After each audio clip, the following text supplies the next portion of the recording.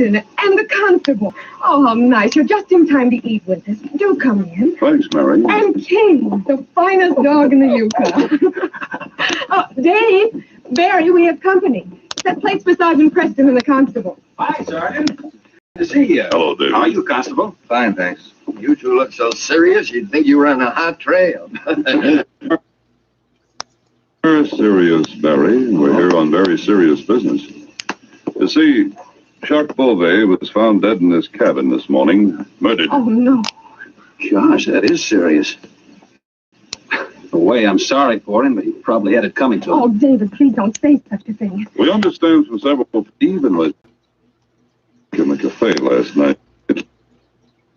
Can you account for your time after you left the cafe? Well, I was plenty sore. Didn't come right home. I decided to ride over and investigate the location where... One thing after another. Hello, pedo. We know you're going to dump and you're so... Oh, no. David would... So the 9th floor Chomo here at 1011 has it in his head he's going to prove how smart pedophiles are. God, I don't get it. He just will not fuck off and leave us alone. No. Just a minute, He's going Sergeant. to prove to us. What are you He's going to say, Barry? fight the good pedophile fight. You needn't take David back with you to jail. Of the game was secure. Her husband, Alan Budi Kusuma, had also won gold in 1992 after Susie, and the two of them remained the most celebrated Indonesian Olympic athletes of all time.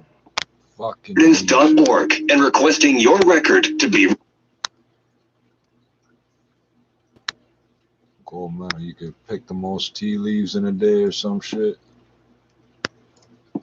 You're going to tell you today about Quaker puffed wheat and Quaker puffed rice. I'm going to do it in a creepy, heavy Documents green the effects of voice. climate change. You never heard The this? sensational, terrific.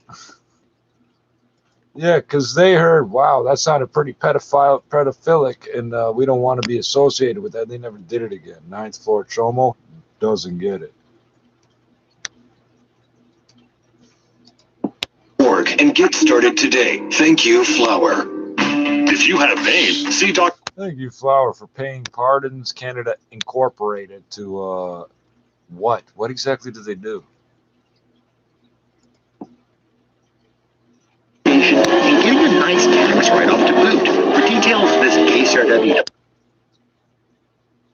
And anarchy. Extreme weather is getting worse. Harvests are failing. Extreme weather's getting worse?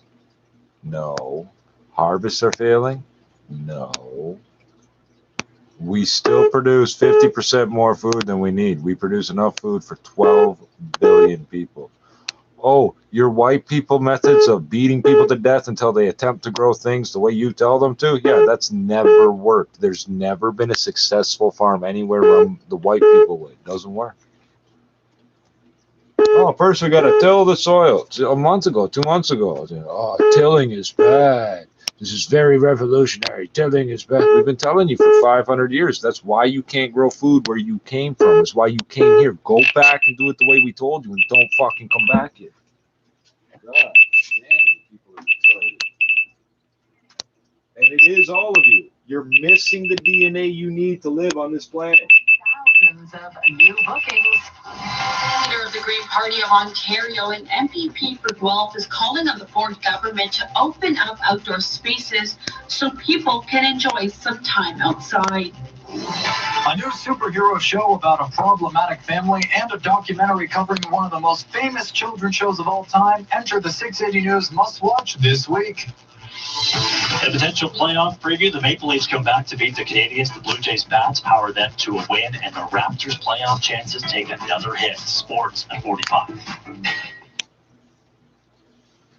Yeah, like I said, inbreeding has left you naturally selected not to survive.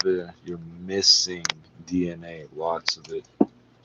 And that's why they keep saying junk DNA. Or what is it?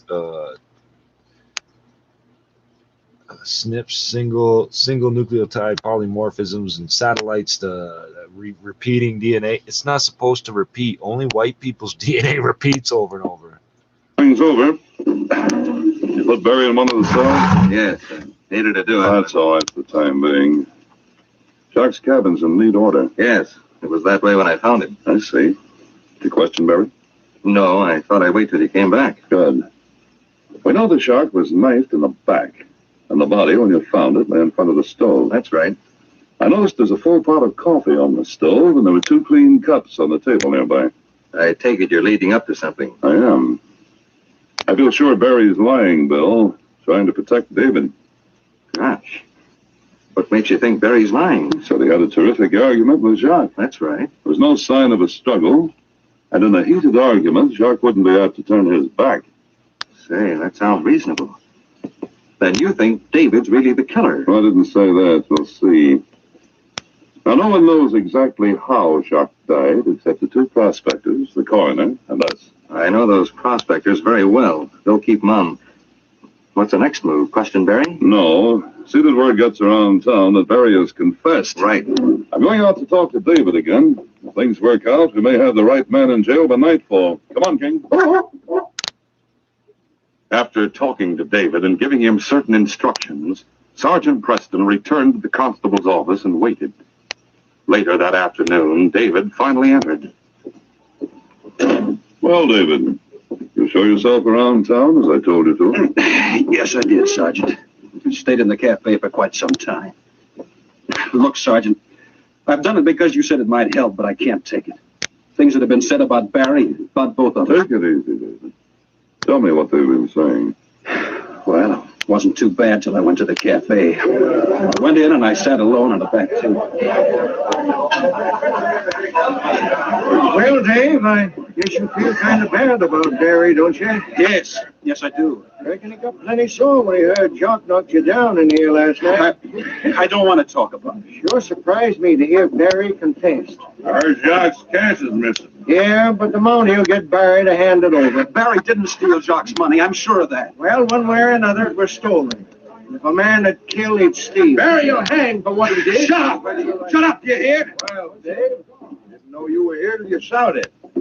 Didn't expect you to have the nerve to come in here today. I have the right to come in here if I want to and when I want to. Now, shut up, Carter, and let me alone. You tell me to shut up, Andrews. Maybe you have got the right to come in. But if you hadn't come in last night, that local brother of yours wouldn't have followed my friend Jock and killed him. Well, if I had my way, I'd get a bunch together and take that confessed killer out to hang on the nearest tree. That's what. Stop that kind of talk. Stop it, you hear? Oh, and I suppose if I don't stop it, I'll be the next one to get a knife in the back, huh? Getting out of here, Carter, before I forget myself. Things are bad enough without listening to that kind of talk. I'm sorry, David, to have you go through that. You won't have to put up with it again. Now I suggest you go back and visit with Barry for a while. Thanks, Sergeant. Thanks a lot. Bill, the killer gave himself away. What do you mean? I don't see. Gil Carter said to David that Gil might be the next one to get a knife in the back. Yet no one except the 2 who found the body, the coroner, and us, knows that Jacques was killed from a knife stab in the back. Hey, that's right. The killer is the only other one who... Precisely. Gil mentioned that he was a friend of Jacques, too. I figure someone that he knew very well killed him. He was about to pour 2 cups of coffee and had his back turned when Carter struck. With an S. Now we've got to get proof. Where does Carter live, Bill? In that dilapidated cabin on this edge of town. Good. Sir, I know de Blasio says you're going to reopen on July 1st. I think we're ready to. I think we're looking at the other side of this. I'm sorry to take, because I know you guys are still really struggling, but there is hope. Well, we're getting there. We're getting a bunch of doses on the wheels on the ground this week, Michael, and we appreciate your thoughts for us. All right, that line I quoted from again, the idea that some people's DNA is. Do they put something in my chicken that makes me crave it every 2 weeks? You know, and I used to think it was salt, sugar, fat, right? That's why I wrote the first book. But there is stuff they're doing in terms of tapping our basic biology that makes these products, I think, and I argue in the book, as problematic as cigarettes, alcohol, even some drugs, in the way that they're using us. Because cigarettes and alcohol aren't drugs. And we can sort of talk about that. This idiot would say absolutely. cocaine and heroin So were they're illegal. They're going at our lower brain functions. Yes, I love these scientists I met who divide the brain into two, right? There's the go brain. Really primitive, essential things. It gets us to, flee from danger or... So now he's doing his armchair criticism of an armchair criticism. Wow. Right? And then there's the stuff. And I'm doing it too. Which is, hey, wait a minute. Is this really a good thing I want to be doing right here? And these food products we're talking about, which populate much of the grocery store, it's not just the junky snacks. We're talking about much of the middle part of the supermarket are designed exquisitely in a way to they don't all put the same shit in the same place, reaction, in a way that kind of puts the middle the shelf stop brain, the thinking brain, the part of the brain where free will resides. You notice what's on the top, middle, and bottom don't match? So like the devil and the angel on the shoulders. Not layer them, you fucking idiot. Well, yeah, and I think the really stock boys are essential workers. This is not our fault. I mean, in the United States, and I know you guys are trailing, put a box on a shelf. They got to take every can and put it on the old box. Obesity rate and throw out the new box. Pandemic. I mean, same piece of cardboard sitting on the shelf 6 months in the middle of a pandemic. I would argue that by definition is kind of a loss of control of our eating habits, which does fit the definition of addiction. And that's why I'm arguing in this book that I think we really should think about these products as... Keep coughing and sneezing while you're giving them medical advice, dumbass. Oh, he's still running. Kabul, it's now known more than 50 people were killed, many of them young girls. This girl described what happened. I was with a classmate of mine. We were leaving school and I was walking with her when it happened. My classmate died. A few minutes later, there was another explosion, and then another. Everyone was screaming, and there was blood everywhere. Our correspondent, Secundar Karmani, joins me now. Secundar, this is a country sadly used to violent attacks, but is it fair to say that this one has shocked Kabul nonetheless? Hold on. Yes, absolutely. I mean, even by, as you say, the brute. So because you've been shooting the place up 20 years, they're used to violence. Right. You've been doing it to us for 500 years. So we're used to it, right?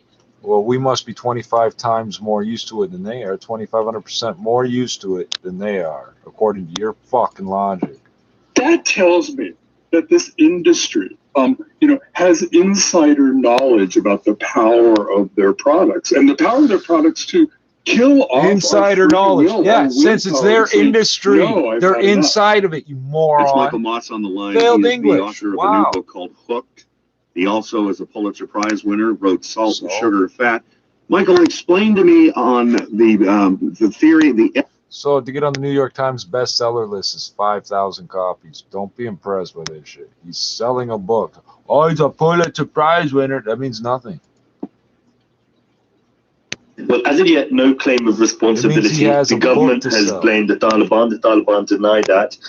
They blame IS, the Islamic State group, and that does seem. They didn't call it IS. They seem to be the culprits. Nobody calls it that. That's what most analysts think. They've repeatedly targeted this neighborhood of Dasht-e-Barchi in the west of Kabul because it's a mainly Shia Hazara populated area, and IS has repeatedly targeted this community because they see them as heretics. We've seen attacks on sports halls, mosques, tuition centers there in the past few years. But there's still, anger at the Taliban because even if this is the work of IS, elsewhere in the country, it's the Taliban who are responsible for much of the violence, and that's of course leading to this wider instability. There's also a sense of anger and frustration at the Afghan government that they haven't been able to protect their own people. Secundar Karmani, thank you. Let's go back to Moscow now. We do have Steve Rosenberg back. We'll try again, Steve, with that first question I asked you. What was the overall message of Vladimir Putin's speech?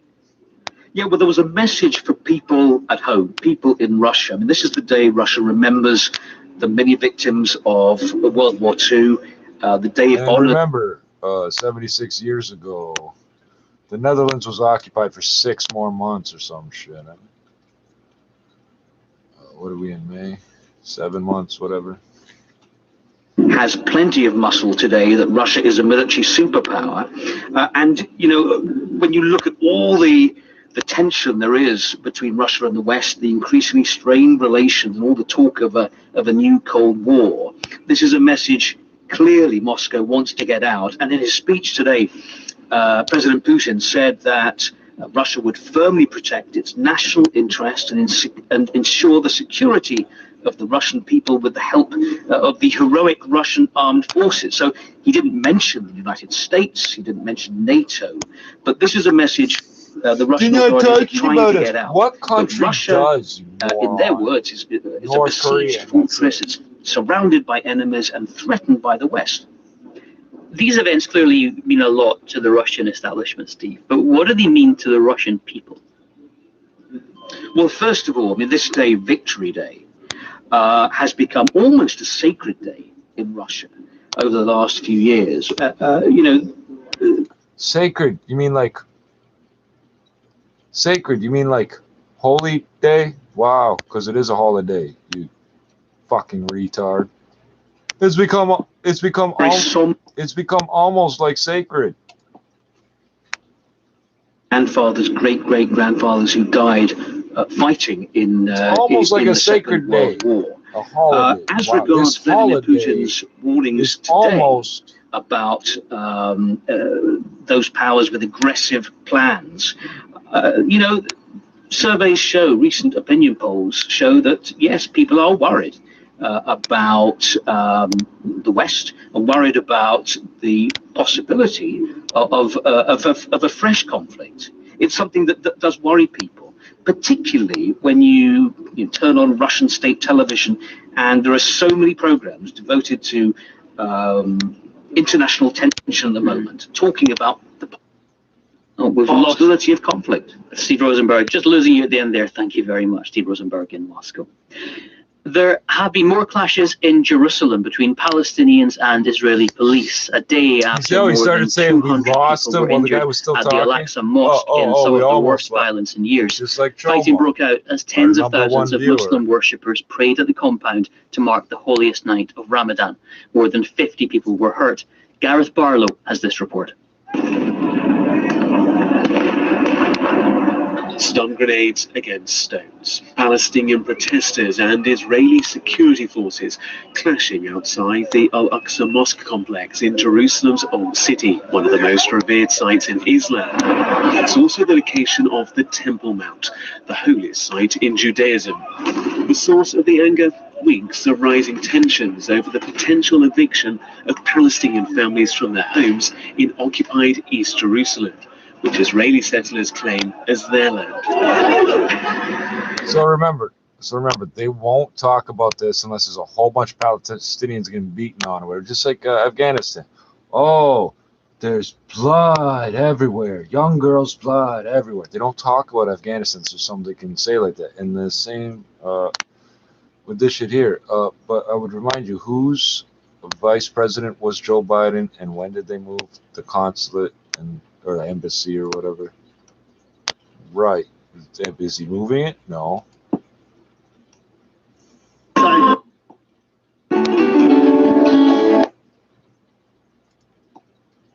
With that smoking gun, that landmark report on cigarettes and health, can you ever see that for the food industry? That's not what happened. I will break down what happened. They got sued in Canada for $10 billion. Since then, it is legal to say cigarettes do this and that, but the cause has not been, the causative link has not been made scientifically. No, it hasn't. You treat a piece of paper soaked in gasoline the same as a living tobacco plant. You dump nuclear waste on tobacco fields. They cover that one up so much, they've got people out there saying, we're going to convert these tobacco fields to food production. You can't. There's polonium on them. Control of their eating habits. All right, I hear Brooklyn 911. Eating habits is a habit.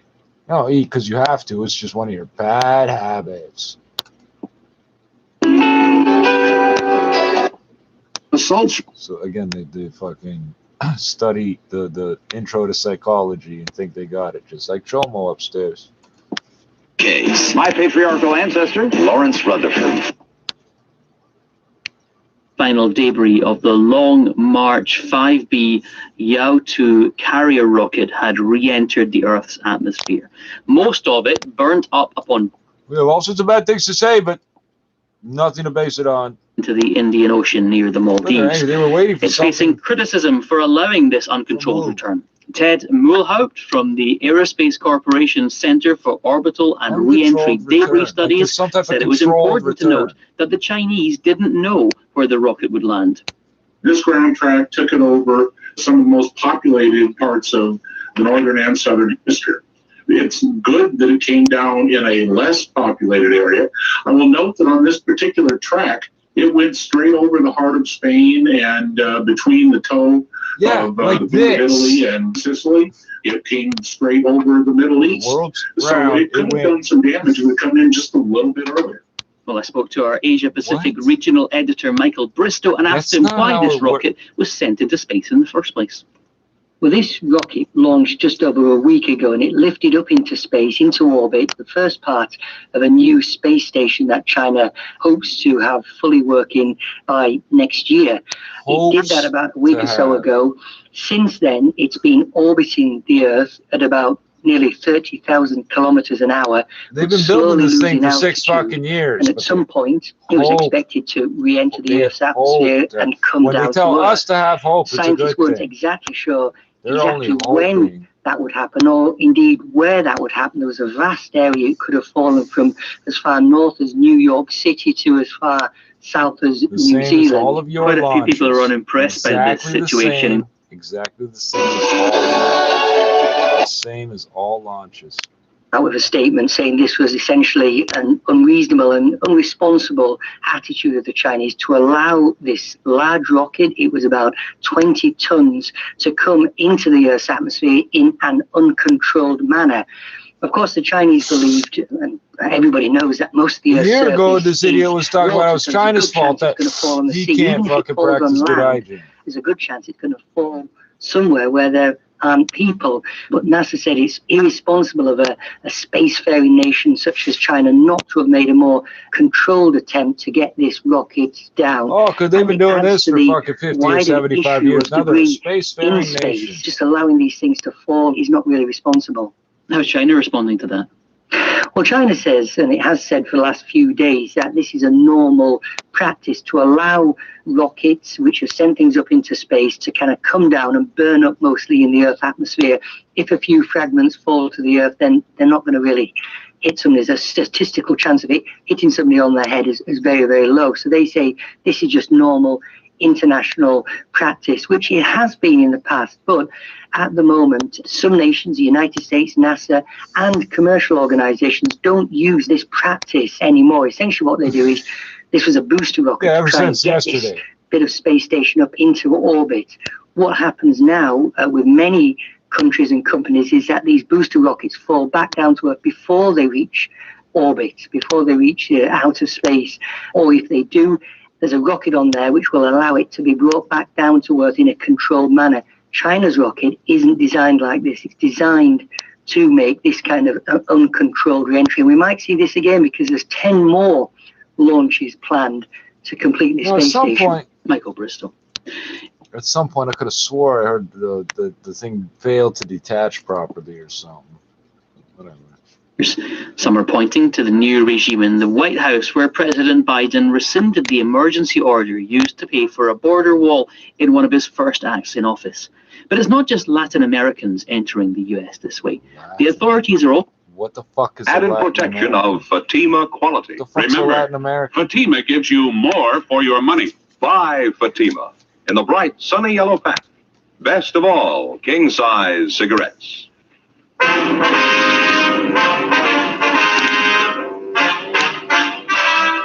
Dragnet, the documented drama of an actual crime. For the next 30 minutes, in cooperation with the Los Angeles Police Department, you will travel step by step on the side of the law through an actual case transcribed from official police files. From beginning to end, from crime to punishment, Dragnet is the story of your police force in action. It was Tuesday, December 9th. It was windy in Los Angeles. We were working the day watch out of Bunko Detail. My partner's Ed Jacobs. The boss is Captain Steve. My name's Friday. I was on the way into the office, and it was 7:50 a.m. when I got to room 38, Bunko Detail. Morning, Joe. Hi, Charlie. How'd you make out yesterday? Nothing. No luck at all, huh? Nothing's going to help us much.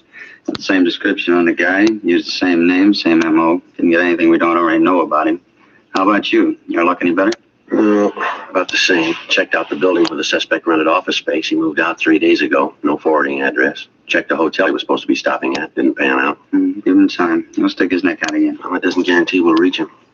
Too late to start when the complaints come in. We're going to have to dig up a faster way of getting to him. Hey, you got a match? Yeah, sure, Charlie. Here. Thanks. You bet. Oh, by the way, what's this I hear about your partner? What? Ed Jacobs, understand you're losing him. Oh, yeah, temporarily anyway. What's the deal? Well, he's going on a loan out up at the academy. Going to be an instructor up there 2 months anyway, maybe more. When does this happen? Tomorrow, the 10th. What do you got to do for a partner? You and Ken going to work together? No, the captain's bringing in a new man, young fella. He's been working in the business office. You mean the big Irish kid works the early morning? No, this boy's been working days. His name's Bill Lockwood. I asked for him as soon as I found out I was going to lose Ed. You know him? Well, a little bit, yeah. You remember Ben Romero? Yeah, sure. Well, Lockwood's a nephew of Ben's, sister's boy. Tall, red hair. Oh, yeah, I've seen him around. Seems to be a nice enough kid. A good record, is it? Well, the captain thinks so. Figures he ought to work in pretty well. Oh, by the way, have you seen Ben's wife lately? Yeah, I did. A couple of weeks ago. Seems to be doing all right. Still Mrs. Ben, of course. Yeah, I imagine. Her little boy's sure getting big. Looks a lot like his dad, too. Missing quite a bit yourself, huh? Yeah, Charlie, I guess I do. Well, I better get on my horse. I got some checking to do. I hope the Lockwood boy works out for you. Well, I think he'll do all right. Can't say I'd be crazy about the idea myself. How do you mean? Breaking in a new man. No detective experience. When I go out to pick up a thief, I like to figure I've got some good backing. I need a partner I'm used to. Tough enough watching out for yourself, let alone a green youngster. Well, somebody had to do it for us. That's the way it goes. Yeah, I suppose. I remember when I first started. It didn't come much greener than me. Partner did all the work, took all the chances, helped me every foot of the way. He never mentioned it once. I never forgot that. He's a good cop. What was his name? Ben Romero.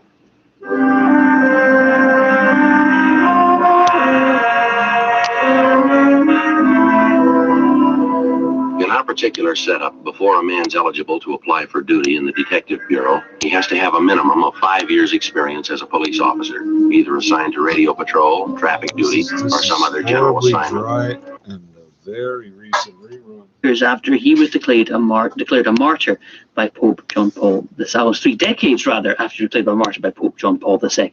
Here to tell us more is our Europe regional editor, Mike Sanders. Mike, tell us more about Mr. Livatino.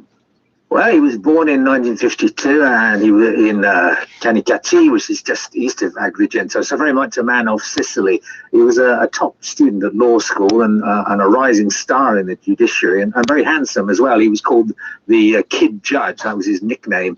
And he was involved in prosecuting some fairly prominent businessmen and gangsters in the late 1980s about corruption in the local port, Porto Empedocle, and also bogus construction contracts, public works that were never actually done. And 40 people were convicted in that. It has to be said that obviously he was a very devout Roman Catholic. He declined an offer of a bodyguard, but he used to write at the head of his notes a Latin phrase that was used by judges in medieval times, and it translated as "under the protection of God." But unfortunately, he was driving to work at Agrigento one day when he was ambushed by 4 gunmen from the Stidar, which is a mafia splinter group, and they raked his modest Ford Fiesta with bullets and then finished him off at the roadside. And he's reported to have said to them, his last words were, "My people, what have I done to you?" And tell us about his martyrdom and what it means in the Catholic Church. Well, Pope John Paul II declared him a martyr. He said that when he went to see his parents. He said he was a martyr for justice and therefore by extension the faith, although he was a layman, but clearly very devout. At this ceremony today, there were some 200 people in the congregation, and as part of the ceremony, they brought out his blood-stained shirt from his assassination in a display case, and that's now become a relic. Mike Sanders, thank you very much. This is the BBC World Service. David has some other stories from our news desk. Today marks 100 years since the birth of a young German woman who stood up to Adolf Hitler and lost her life for it. Sophie Scholl, who was born in 1921, was sentenced to death in February 1943 for distributing anti-Nazi pamphlets with her older brother Hans. Both were members of a small resistance group called the White Rose. In Romania, visitors to Dracula's castle are more likely to find puncture marks in their arms than their necks this month, as medics have set up a COVID-19 vaccination centre. Doctors and nurses with fang stickers on their scrubs are offering free Pfizer jabs to anyone visiting the 14th century Bran Castle. Staff hope that the service will bring more tourists to the site. Thank you, David. There are lots of people out there trying to lose weight, and there are lots of people out there selling products that claim to help them. But a global review of herbal and dietary supplements has found the evidence for their use is thin. Most had little or no benefit. A few had more promising results, but the scientists say more research into their long-term safety is urgently needed, as our health correspondent Catherine da Costa reports. Despite the growing popularity of over-the-counter diet pills, powders and liquids, very little is known about their safety or effectiveness. For the first time in 16 years, researchers in Australia have carried out a comprehensive review. In one study, researchers looked at data for more than 4,000 overweight or obese adults, comparing herbal supplements to a placebo. Weight loss of at least 5.5 pounds was considered clinically significant. Only one product containing white kidney beans produced greater weight loss than the dummy pill, but not enough to reach the benchmark. In a separate study of more than 5,000 adults comparing dietary supplements to a placebo, researchers found modified cellulose, a plant fibre that creates a feeling of being full, and blood orange juice extract showed promising results, but were only investigated in one trial. And researchers said more evidence was needed before they could be recommended for weight loss. Catherine da Costa there.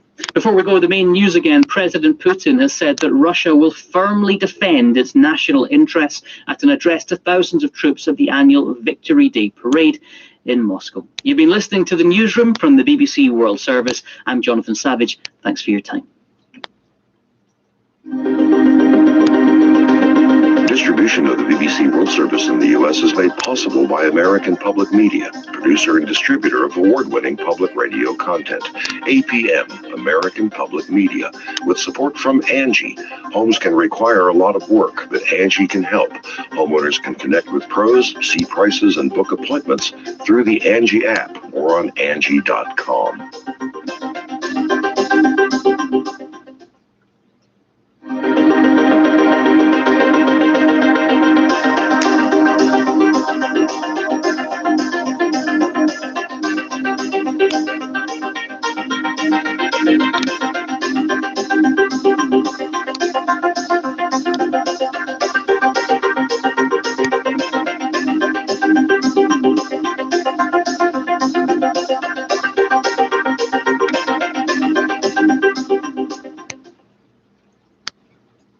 Coming up on BBC Trending, we're meeting the ordinary people fighting vaccine disinformation. We've met doctors who've assembled their own online cavalry. It's kind of like lighting the signal fires of Gondor, and the riders of Rohan will come to your aid. And two men who use decoy Facebook groups to pull people away from conspiracy theories. I'll explain that I used to go down the rabbit hole.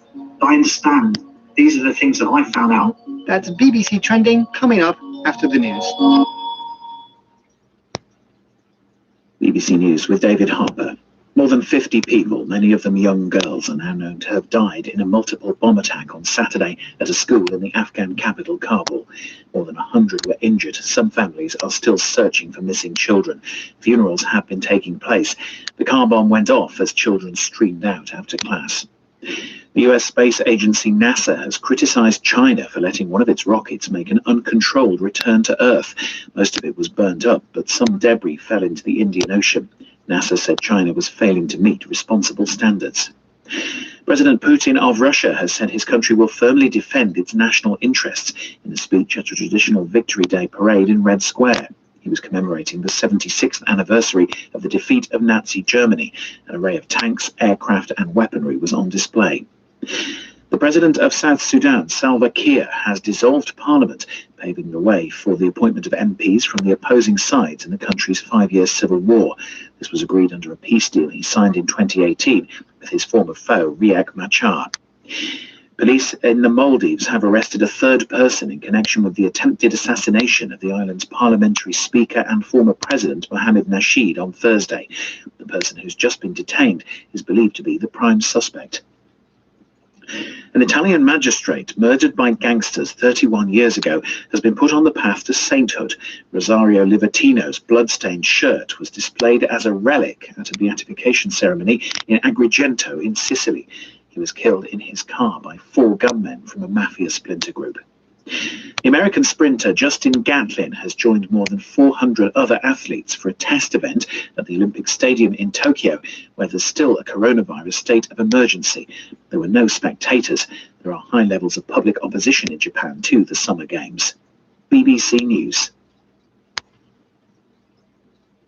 At the beginning of 2020, I posted a video about vaccines. This is Nicole. She's a pediatrician in Ohio. And I pointed to the different things that vaccines prevent, different diseases. Within about 24 hours, that video went viral. My notifications were ping, ping, ping, ping, ping. And even though Nicole was giving sound, sensible medical advice, she wasn't going viral for good reasons. Anti-vaccine activists were targeting her. So I describe it as like a tsunami of comments, and that's what it felt like.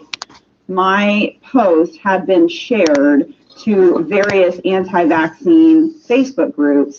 We had people calling my practice and threatening my office and had to call the police.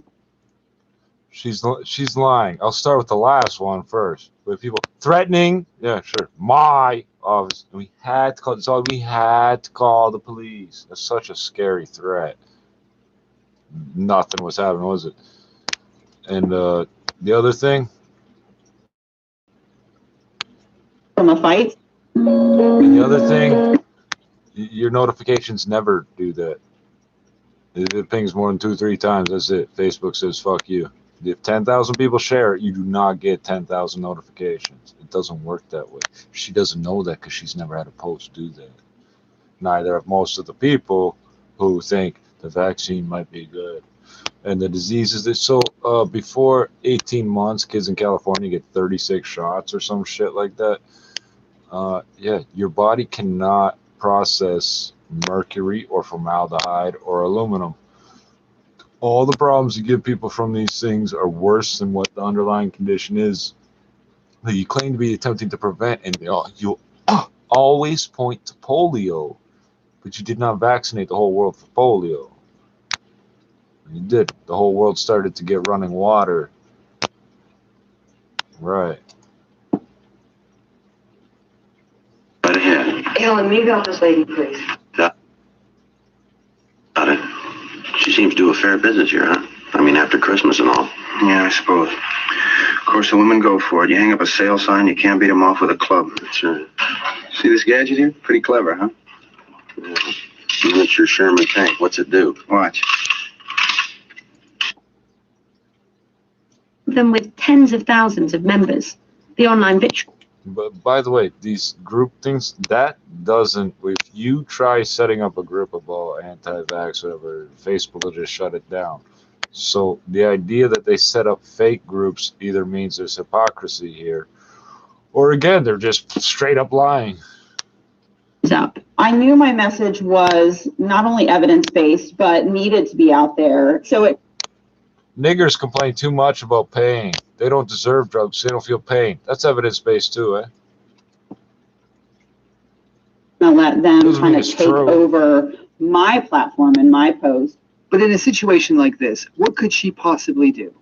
At first, Nicole started trying to stem the tide herself by reporting threatening comments and banning her attackers from her Facebook page. And then I enlisted. So that way, they can still see you, but you can't see them. Blinders. They literally, they're just walking down this path. They're showing you all the ways they're lying. 1,500 users within that first 24 hours that were banned. Later that evening, I was like, I can't do this on my own. That's when the cavalry arrived. My name is Dr. Todd Wallin, and I'm a general pediatrician. the most trusted. So they're pretending there's this huge community of people out there that are anti-vaxxers, that are called anti-vaxxers. This community doesn't exist. The vast majority of people are a part of this community is against vaccine. No, the vast majority of people have no interest in your vaccines. You're blaming some imaginary group that don't exist for why everybody doesn't do everything you want them to. That doesn't make sense. You're the mentally ill one. It's no different than Dr. Ahmed, white supremacist and all that. But she told me outright we've covered all this before. She told me outright she made up the things about me because she's more concerned about my mental health than my physical health, which is why I can't have any treatment for sickle cell. I could have an MRI, but I can't have any treatment, right? I can't get the results of my blood tests, right? Unless I agree that they could take my blood and test it for HIV so that their nurse who supposedly stabbed herself with the used needle after they used it on me doesn't have to take 17 days of fuck you. And for the 17 days, what did she do? Come to work every day and sleep every day. Wow. Antiretroviral drugs.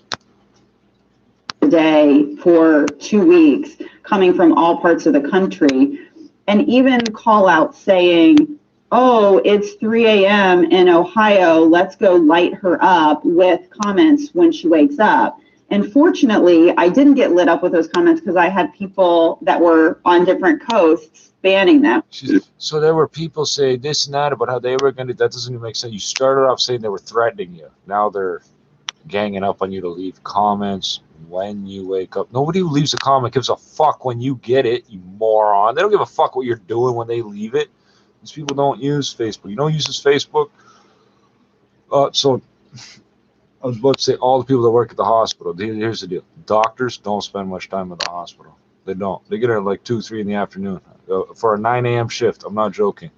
All the people that do all the work, they're sitting on Facebook on these terminals all day long. Those terminals you think are supposed to be for doing medical work, those ones have to work all the time. The machines they push around to check your vital signs, they hit them. Turn the alarm off over and over. It won't stop. Yeah, because the battery's dead. No concept. Start of 2020, so just before COVID-19 became a global pandemic. I see. And of course, March 2019, Spain, frozen sewage samples. We knew about this in December here. To hundreds of attacks, and membership of the group has grown to 1,000 people across 100 different countries, which means they can respond to attacks at all hours. Wow. Now, in the first episode... Yeah, because how many of you there are and what country you're in determines which hours you can respond. That makes sense, too. They just completed a survey of... So, in the jails here, they put up notices saying, if you're allergic to formaldehyde, you cannot have the adjuvant-free flu shot here because we don't get the adjuvant-free flu shot. But outside, you hear people blabbing about things are mandatory. Not here. Facebook, sharing this kind of content saw a boost in following in 2020. That means there have been more pages with anti-vax content reaching more people. And that's happening right across the world. What it's is a global phenomenon. You keep calling it that like we know what that is. What's anti-vax? Because so far, all I've ever seen is people saying you can't stick poisons in other people's bodies with the idea it will make you healthier and expect that to work. You keep telling me I don't have the right to say no to this shit. Well, we're not saying that. Then fuck off and stop talking. Volunteers trying to get good information to people inside conspiracy-themed groups. Let me tell you about one that I came across. Okay, it's conspiracy theory or theorist, and those are both capitalized because that's a catchphrase invented by the CIA, just like 420 was invented by the DEA. There's nothing here. Every single thing you're saying is something you made up. You're countering things you made up. From the south of England, who had a very different plan. I'm Richard Sherwood. I'm a builder, 20 years. Psychology student at 4 years. I want to be known as Dave, so I don't want to be known as my real name. Their story began a year ago, just as the pandemic took hold. I was out of work, so I wanted to do something constructive. There was this sudden rise in conspiracy theories regarding the vaccine. Both men had seen the effect of online According to disinformation. Who told you there was a rise in that? The same people that told you there was a bunch of people called anti-vaxxers. They've been talking about anti-vaxxers for 15 years. I've never come across one. 15 fucking years. I've never come across an anti-vaxxer. Go check the Facebook account that's still up, and just imagine the other 4 I've gone through. I've been using Facebook since it started, and I've never come across an anti-vaxxer. And people. So it used to be black people shouldn't be having kids because they're poor. And the other one, get your pet spay and neutered so nobody steals it. Doesn't do anything about that. Get your pet spayed and neutered to control the stray animal population. Again, doesn't do that because your pet isn't a part of that. So that doesn't make sense. Oh, we're going to go kidnap all the animals in nature and spay and neuter them. Why? You said they can't survive in nature, they'll die off. Make up your mind. The guaranteed high today, 12. 680 News Time, 6:43. Well, after receiving billions of dollars in federal aid, Air Canada has another big request for the government. 680 business editor Stuart McGinn with the details. It now wants the feds to get rid of their current mandatory hotel quarantine regulations for international travelers. The CEO of Air Canada says a reopening plan needs to be implemented for international travel after the company reported a $1.3 billion loss in the first quarter, a steeper loss from the same time last year. So hold on a second. We need to get rid of the quarantine because you have a drop in travel. The things are connected, buddy. They received a bailout recently with an equity injection from the government. They got the same kind of bailout back in 2009. It's more of the form of protection from competition when air traffic is not very well. That doesn't bode well for the profits at the company. At the Business Center, I'm Stuart McGinn. Still to come on 680 News, check of the top stories and sports. 680 News Time, 6:44. Today on Hey Culligan, softer equals better. Here's a tweet from @Itchy in Waterloo. Hey Culligan, my laundry is so scratchy, I just cut myself on a cable knit sweater. Any suggestions? #send help. Hey @Itchy in Waterloo. Yes, the Culligan high efficiency water softener will make that thing so soft, it'll go from cable knit to cable knot. Itchy. #soft laundry. #already on the way. Let us help you out with a free in-home water test with the local Culligan water expert at culligan.ca. Pre-pandemic, Doug Ford planned to get rid of Mississauga, Halton, and Brampton's health network staff. These are the health workers who help families find the medical care and support they need. Now, Doug Ford says these same people are vital to helping hospitals and long-term care homes get through COVID. Premier Ford, you need them now. Don't toss them out later. Respect these needed workers so they can continue to help families in Mississauga, Halton, and Brampton today and tomorrow. A message from QP966. Toronto's news. This is 680 News. Good morning. It is sunny with a mix of clouds, 3 degrees. I'm Adam Steinberg. Here are the top stories this hour. Focused on getting shots into arms, Halton, Peel, York, and Durham regions are preparing to ramp up their vaccine rollout this week. It comes as Toronto is set to provide at least half of the city's eligible population with the first dose of a vaccine by the end of the weekend. Mother Nature seems to be giving us the colder shoulder this Mother's Day. Below seasonal temperatures are expected to stick around. Your extended colder shoulder. Oh, you rhymed on. That's funny. You heard him giggle. The colder shoulder. You mean cold shoulder?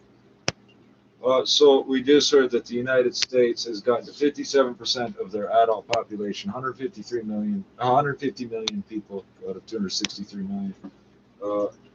And it's plateaued. If we plan for more, it'll keep going up forever. Yeah, well, it's just like fucking Apple shares, right? An inside look at comedy from the funny 800-82. Oh, I might get. C'est vraiment 50 ans là, qu'il va faire ses premiers 8000 mètres, imaginez. Oh, wow. Avant ça, il avait quand même une belle feuille de route. Là. Il s'est promené un peu en Alaska, un peu en Argentine, sur les grands sommets là-bas. Mais tout de même, il faisait toujours de l'escalade. Lui, c'est pas tellement un marcheur de montagne, c'est plus un alpiniste. Il a une technique complète. Et les grands sommets himalayens, donc il meublait sa vie avec ses lectures dans ses livres, devenaient quand même assez inaccessibles de par le prix pour aller là-bas. Mais tout de même, à 50 ans, avec un petit peu d'argent, oh, they're on this small garbage.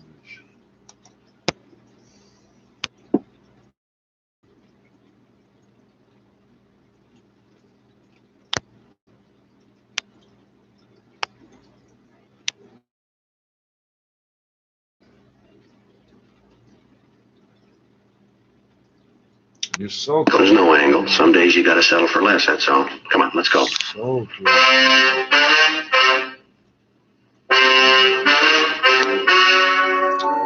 The story you have just heard was true. The names were changed to protect the innocent. On April 5th, trial was held in Superior Court, Department 89, City and County of Los Angeles, State of California. In a moment, the results of that trial. Now, here is our star, Jack Webb. Thank you, George Fenneman.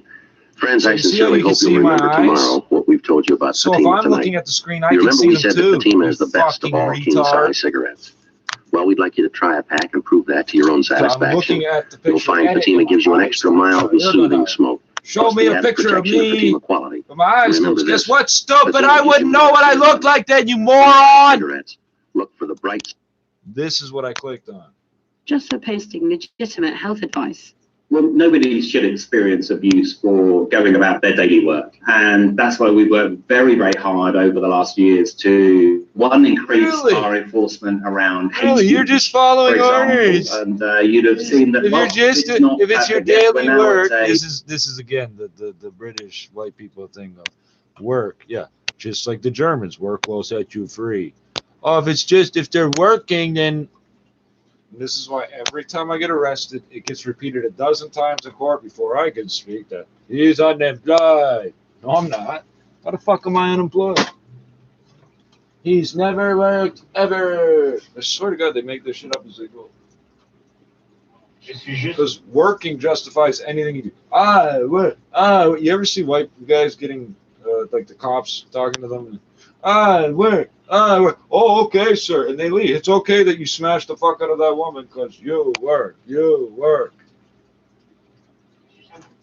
Has landed in the Indian Ocean. Yeah, remember the white boy that tried to punch me in the spleen, the second one. Twice he's done. The one who's done it twice. His justification for attacking is, I see you. You don't work. If you see me, I was at work, dumbass.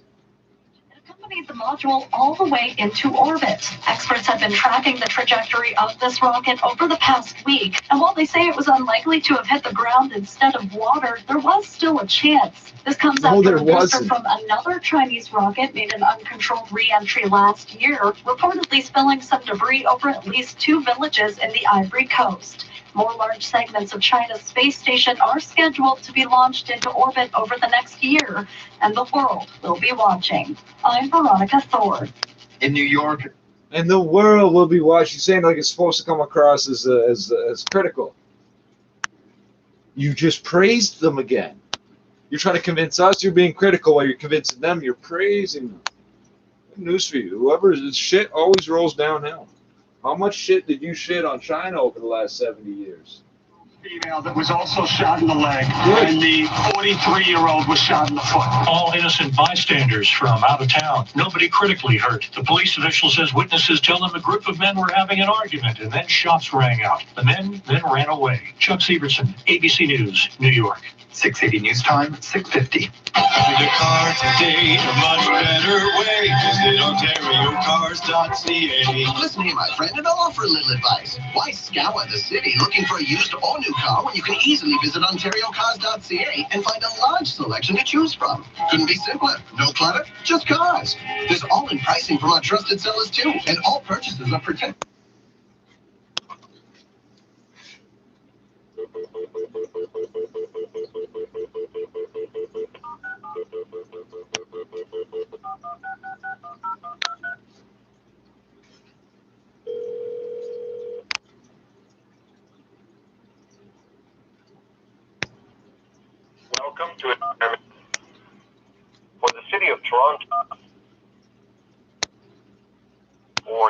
forecast for the next 7 days, press 1. For the hourly observations. The Environment Canada forecast issued at 5 a.m. Sunday, May 9th for today and Monday. City of Toronto for today, a mix of sun and cloud, becoming cloudy near noon. High 13, UV index 5 or moderate. For tonight, cloudy, clearing late this evening. Low +3. For Monday, sunny in the morning, then a mix of sun and cloud with 40% chance of showers in the afternoon. Wind becoming northwest 20 kilometers per hour, gusting to 40 in the afternoon. High 14. Extended forecast, Monday night, clear. Low +3. For Tuesday, a mix of sun and cloud. High 12. For Tuesday night, clear. Low +4. For Wednesday, sunny. High 16. For Wednesday night, clear. Low +5. For Thursday, a mix of sun and cloud. High 16. For Thursday night, cloudy periods with 30% chance of showers. Low 8. For Friday, a mix of sun and cloud with 30% chance of showers. High 15. For Friday night, Enjoy life cloudy outdoors. periods Visit with Dex.ca. 30% Now chance look at the of forecast. showers. Here's Denise Low there. 8. For Saturday, a mix of sun and cloud. For the forecast. Weather conditions at 6 a.m. Toronto, Pearson International Airport, mainly sunny, temperature +3, relative humidity 78%, wind north-northwest 8 kilometers per hour, barometric pressure 101.8 kilopascals, and falling.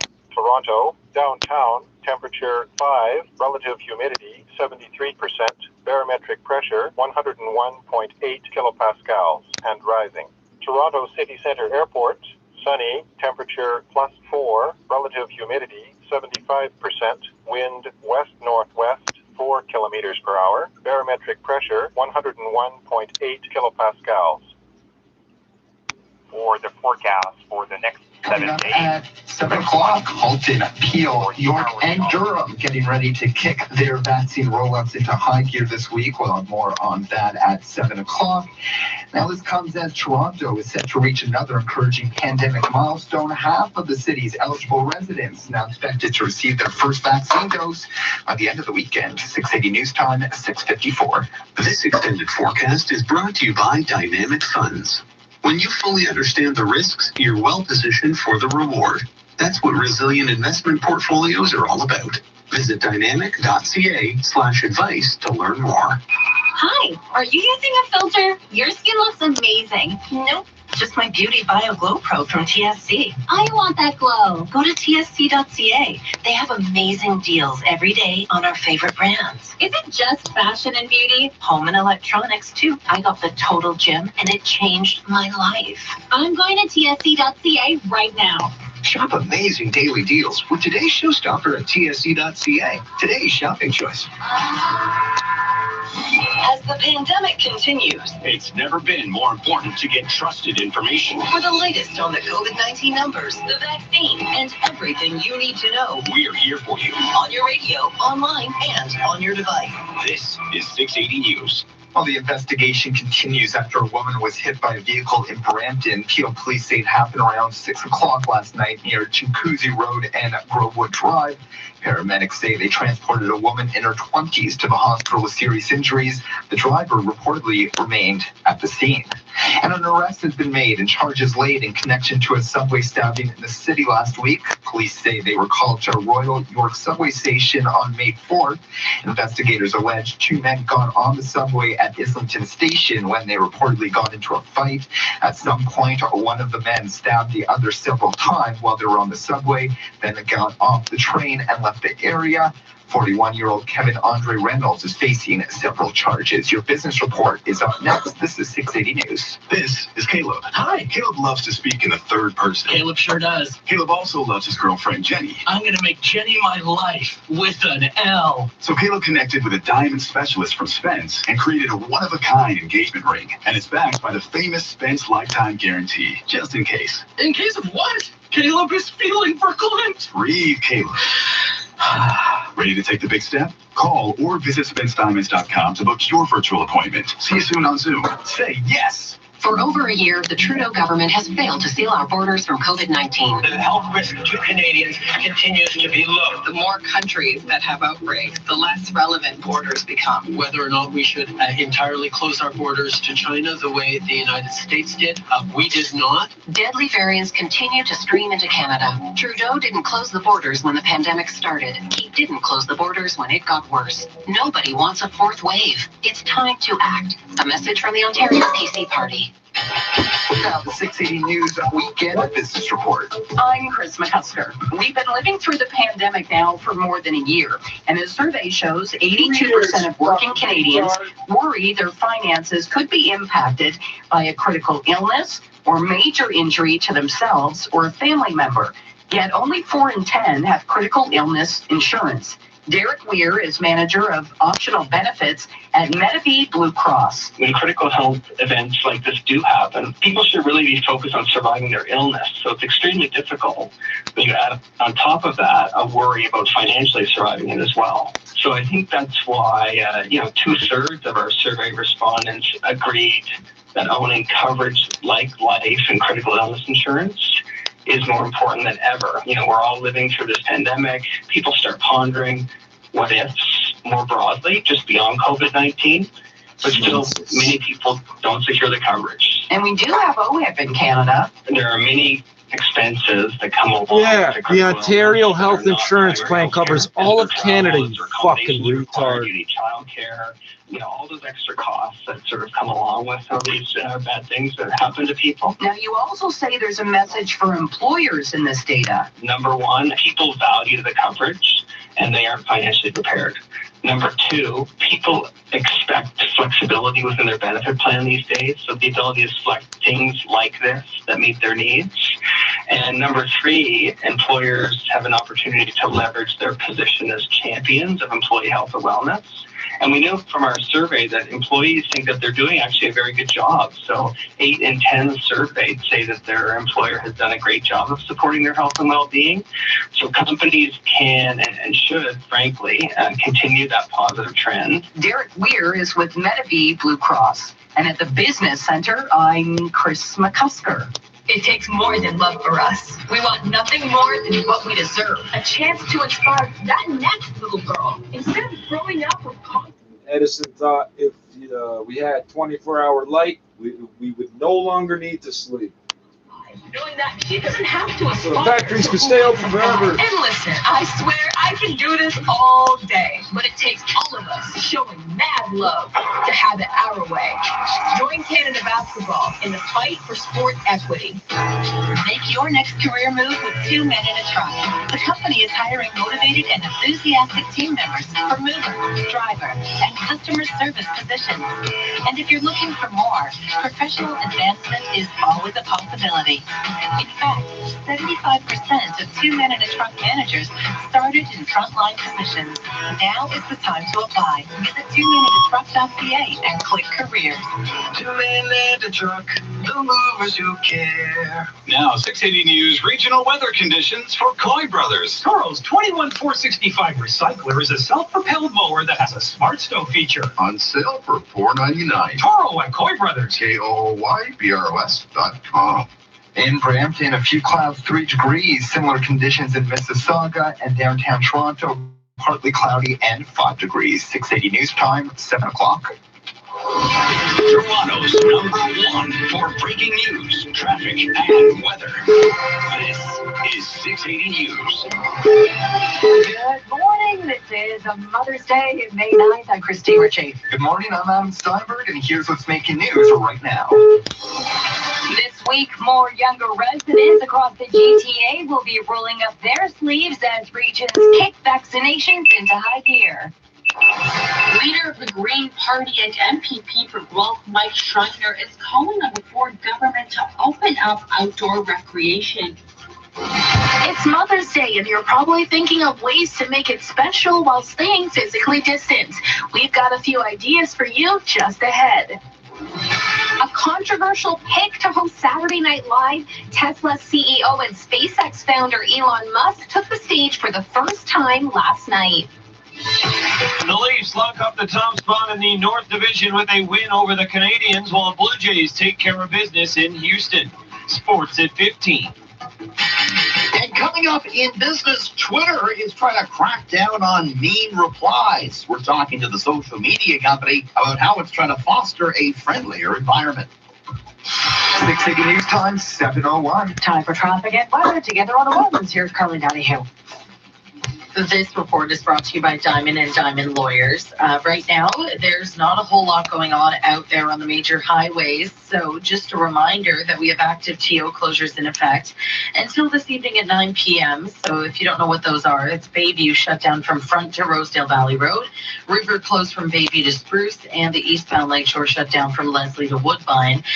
Looking at our weekend closures here, that's going to last until tomorrow morning. We have up in Newmarket, Mulock shut down both directions west of Bayview, so just to watch out for that closure as well.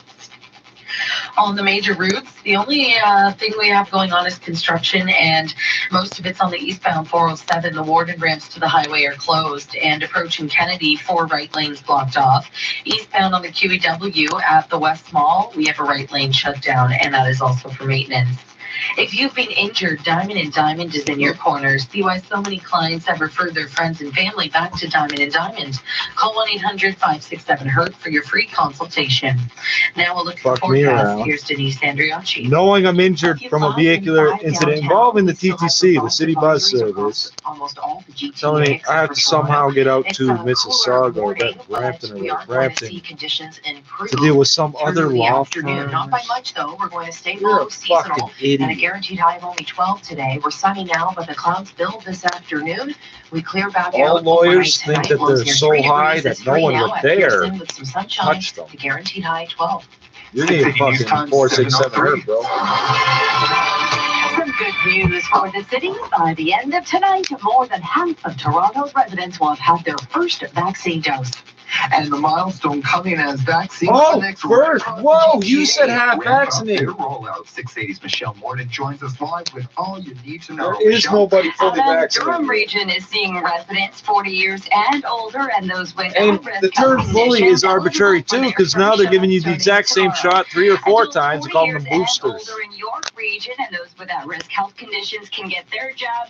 Each week the ages will be lowered. Probably the real reason they're mad at the Chinese, they're making that word booster sound bad. The booster rocket could have killed somebody. That's where they got it from, the booster rockets from the Saturn. 150,000 shots into arms. 10,000 appointments will be added each week for residents 18 and older. The region believes it'll reach its goal of 75% of first doses earlier than expected. And in Halton, those 16 and older who can't work from home, that's excluding attending school, will be eligible for a shot. Then Wednesday, the plan extends to adults 40 and older, and Friday to adults 30 and older.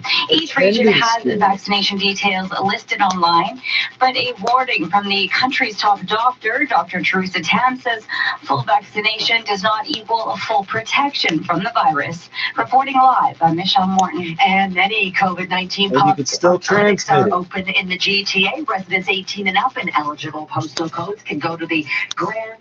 So I keep telling you I keep telling you that this woman is dumb as hell. Those who can't work from home, that excludes attending school. Yeah, she said it like it made sense. She's practiced quite a long time at saying things as though she understands them. Downsview Park Arena. Yes, challenging. While all those Subarus with symmetrical full-time...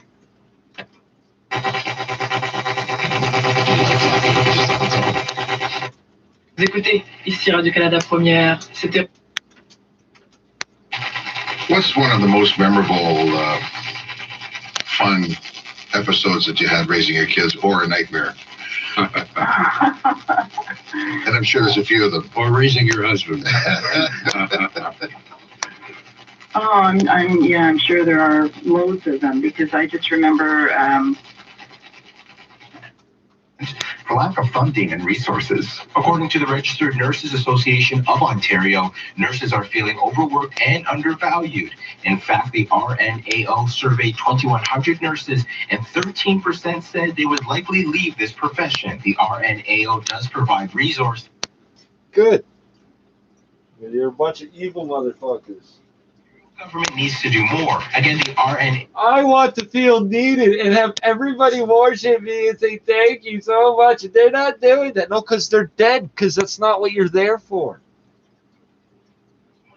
You can find more information by heading to their website. In Toronto, I'm Brandon Rowe for City News. And as we remain under another stay-at-home order, one opposition leader is asking the province to reconsider its decision to shut down outdoor recreational facilities. 680's stay-at-home order. Singular stay-at-home order. We're not under multiple stay-at-home orders. We're under one stay-at-home order. Outdoors, Ford needs to focus on keeping workplaces safe. That's what the scientists are calling for. That's what the data is suggesting. Really? Because the scientists and the frontline people and the engineers and everybody says the ventilation systems for these buildings must be turned on by law. Every fucking structure you go into is turned off. Every fucking person in some position of authority, manager, anything, they've got the dumbest mask in the world. They mostly have the exhalation for it. Tijuana Turner reports on a special Mother's Day treat for moms that... They're doing the same thing that all pedophiles and sex offenders do. They're getting up real close. They try to tell, oh, what? You don't touch me. Trust me to touch you. I never invited you to touch me, pussy. ETR staff and a $50 407 ETR gift card. And if you're still looking for a last-minute gift idea, how about... Where do you swipe a gift card for the 407, you retards? Where do you swipe a gift card for the 407? Where do you swipe it? What do you walk away with from that store? You fucking idiots.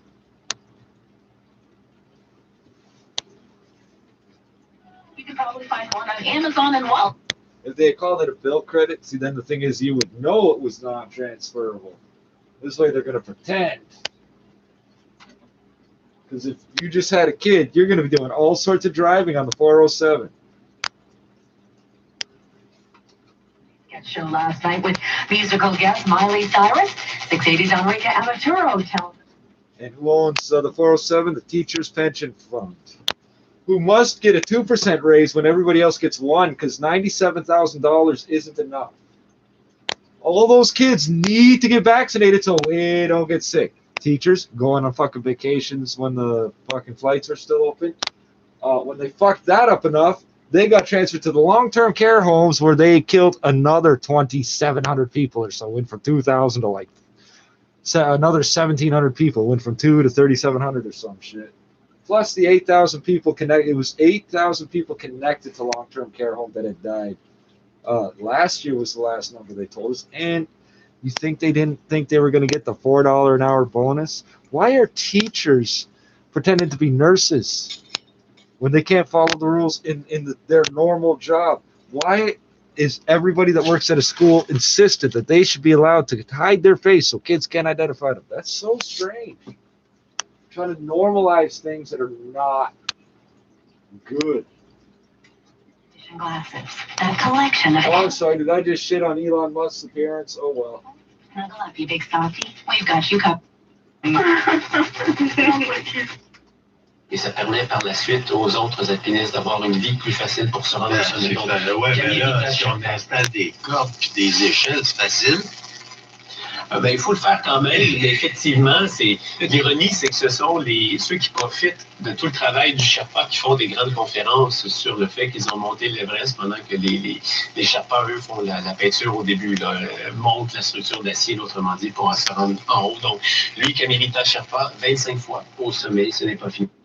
Of outdoor power tools. Power through tall, thick grass with the 2x20 volt max brushless push mower, featuring two 20 volt max 10 amp hour batteries, covering up to 75 minutes of runtime on a single charge. The high performance DeWalt universal attachment 60 volt max DeWalt string trimmer and edger kit converts to a brush cutter, pole saw, and more. Attachments sold separately. Available at the Home Depot and independent retailers. You've been diagnosed with depression. 10 amps for, oh, see, they're 20 volts, 10 amps, 75 minutes, 10 amp hours and 75 minutes. If you're going through 10 amp hours in 75 minutes, that's 8 volts, not 20. That doesn't add up. You see how they're literally giving you bad math right in front of you. They won't change the ad, nothing. Time 7:11, time for traffic and weather together on the ones. Here's Kelly Donahue. This report is brought to you by the 407 ETR. It is a great drive out there so far on the major routes today. We do have active TO closures in effect. So if you don't know where those are, it's Bayview is shut down both directions from Front to Rosedale Valley Road. River is closed both directions from Bayview to Spruce. And the eastbound Lakeshore shut down between Leslie and Woodbine. So watch out for all of those closures. They're going to reopen this evening at 9 p.m. We also have a weekend closure in effect for construction. So in Newmarket, east and westbound Mulock is shut down west of Bayview, and that is just for some maintenance work. Jumping onto the major routes now, eastbound on the QEW at the West Mall, we have a right lane closed down for maintenance. And then east 407, no access to that highway from Warden, and approaching Kennedy, 4 right lanes blocked off for maintenance. 407 ETR has added to its all-virtual award-winning customer service team with live chat to help serve drivers on and off the roads. Visit 407etr.com. Because that's what we need, is for you to spend more money. That'll make it more affordable to drive. We've got that sun for now, but it's not sticking around. We'll be mainly cloudy this afternoon and then clear back out overnight. For tomorrow, there's a chance of showers in the afternoon, but we'll have some sun and cloud to start. And also through the evening, we should be dry with a bit of sunshine before sunset. Highs only near 13 for Monday. Same for Tuesday, sun and cloud and below seasonal near 13. Your guaranteed high today, 12. 680 news time, 7:13. If there's one thing that is certain in this world, it's that people will spoil their dogs. Why not? Our Jeff Verhoeven joins us with a new product that gives your pup the privacy it craves. Yeah, forget just putting out a pee pad for when you can't be. Puppies don't crave privacy. Canadian company gives your animal the privacy it needs and it doesn't involve a mess, according to Elaine Crochet, the creator of the doggy bathroom. Dogs don't need privacy. They don't want privacy. You don't make any sense. They're a pack animal. They mark their territory with piss and shit. They want you to smell it. So that your little leg lifter can get inside and lift his leg against the wall, and then the pee pad will captivate all that liquid, and it doesn't run under their paws or anything like that. Yeah, by the way, Elaine is an interior designer, so the doggy bathroom works in a house or a condo and won't stand out. Doggybathroom.com. I'm Jeff. Because she went to George Brown for a year, so now she's an interior designer, so she knows. That doesn't make any fucking sense. You went to school, so you know how my house should look inside, and you're telling me how to take care of a dog. So that makes no sense. What privacy does a dog want? Yeah, how many dogs have you heard of that when they see somebody new come in the room, visit the house, they get excited and piss somewhere? They need privacy? Are you on fucking drugs? Chain hooks and wire rope, plus a huge stock of DeWalt and Milwaukee power tools. Let their knowledgeable staff source your hard-to-find items. Bolt Plus, proudly Canadian-owned and operated, many locations to serve you. Shop online, boltplus.ca. Ontario's COVID-19 vaccine plan is helping to stop the spread and save lives. Until we're all vaccinated, we need to stay the course. Wear a mask. Wash your hands.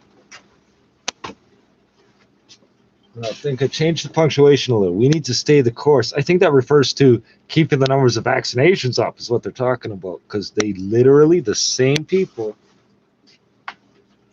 6488 for assistance in 300 languages, paid for by the Government of Ontario. The same people just told us we can transmit it asymptomatically even after we're vaccinated. 3 degrees with a clear sky. Good morning, I'm Christine Ritchie. Here are the top stories this hour. Toronto reaches a promising milestone this weekend. By the end of today, more than 50% of city residents will have received their first dose of the vaccine. And the good news coming as vaccine clinics right across the GTA ramp up the rollout as vaccine supplies increase. And a new poll shows Ontario's nurses who work in the province's hospitals are struggling to cope with stress at work during the pandemic, with more than 30% now thinking of leaving the profession altogether. And coming up, a Chinese rocket falls through Earth's atmosphere, with one Harvard astrophysicist saying it was a risky gamble. Details up next. 680 News Time, 7:16. Now, 680 Sports from Sportsnet 590 The Fan. Here's Brent Cunning. The Leafs fall behind early, but bounce back for a win at home. They give up the first 2 goals of the night to Montreal, but score the final 3 in a 3-2 win. Pierre Engvall, Mitch Marner, and William Nylander are the goal scorers. Now, the win was a big one. It locks up the division title for the Leafs. It is their first division crown in over 20 years. The Leafs do still have a couple games left in the regular season. It was a special night in the NHL last night. Connor McDavid hitting the century mark in points in just 53 games. He puts up 4 points in the Oilers' 4-3 win over the Canucks. The Blue Jays taking care of business in Houston, bouncing back with an 8-4 win. The day got started with a Kevin Biggio homer in the second, and they didn't really look back after that. Danny Jansen and Marcus Semien also going deep in the 8-4 win. Steven Matz gets the decision. The series will finish up this afternoon just after 2 o'clock. Watch it on Sportsnet, Sportsnet 1, and Sportsnet Now. The belief is that Nate Pearson will get the ball. The Raptors' march to the end of the season continues with a 109-99 loss to the Grizzlies, while Toronto FC fall to the Red Bulls 2-0. Sports at 15 and 45 past every hour or anytime at sportsnet.ca/590. Welcome to McDonald's. Right now, every order of fries helps families with sick children. In that case, we'll take all the fries. A portion of the proceeds from all fries sold from April 20th to May 10th supports Ronald McDonald House Charities Canada.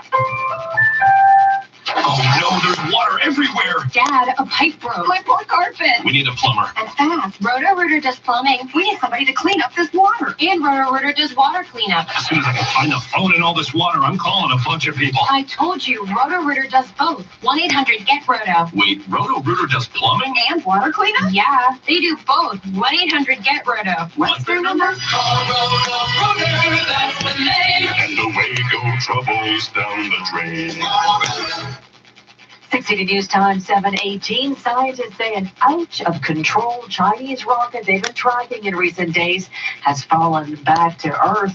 680's Veronica Thor has more. China's National Space Agency confirmed most of the rocket was destroyed when it re-entered our atmosphere Saturday night and landed in the Indian Ocean near the Maldives. The rocket was being used to launch a segment of China's new space station back in April, but during the core booster stage, it failed to drop back to Earth and instead followed the module all the way into orbit. China has a history of uncontrolled re-entries. Just last year, another rocket booster fell to Earth, reportedly spilling debris over villages in the Ivory Coast. Long March 5B is China's largest rocket and one of the largest currently in use by any nation in the world.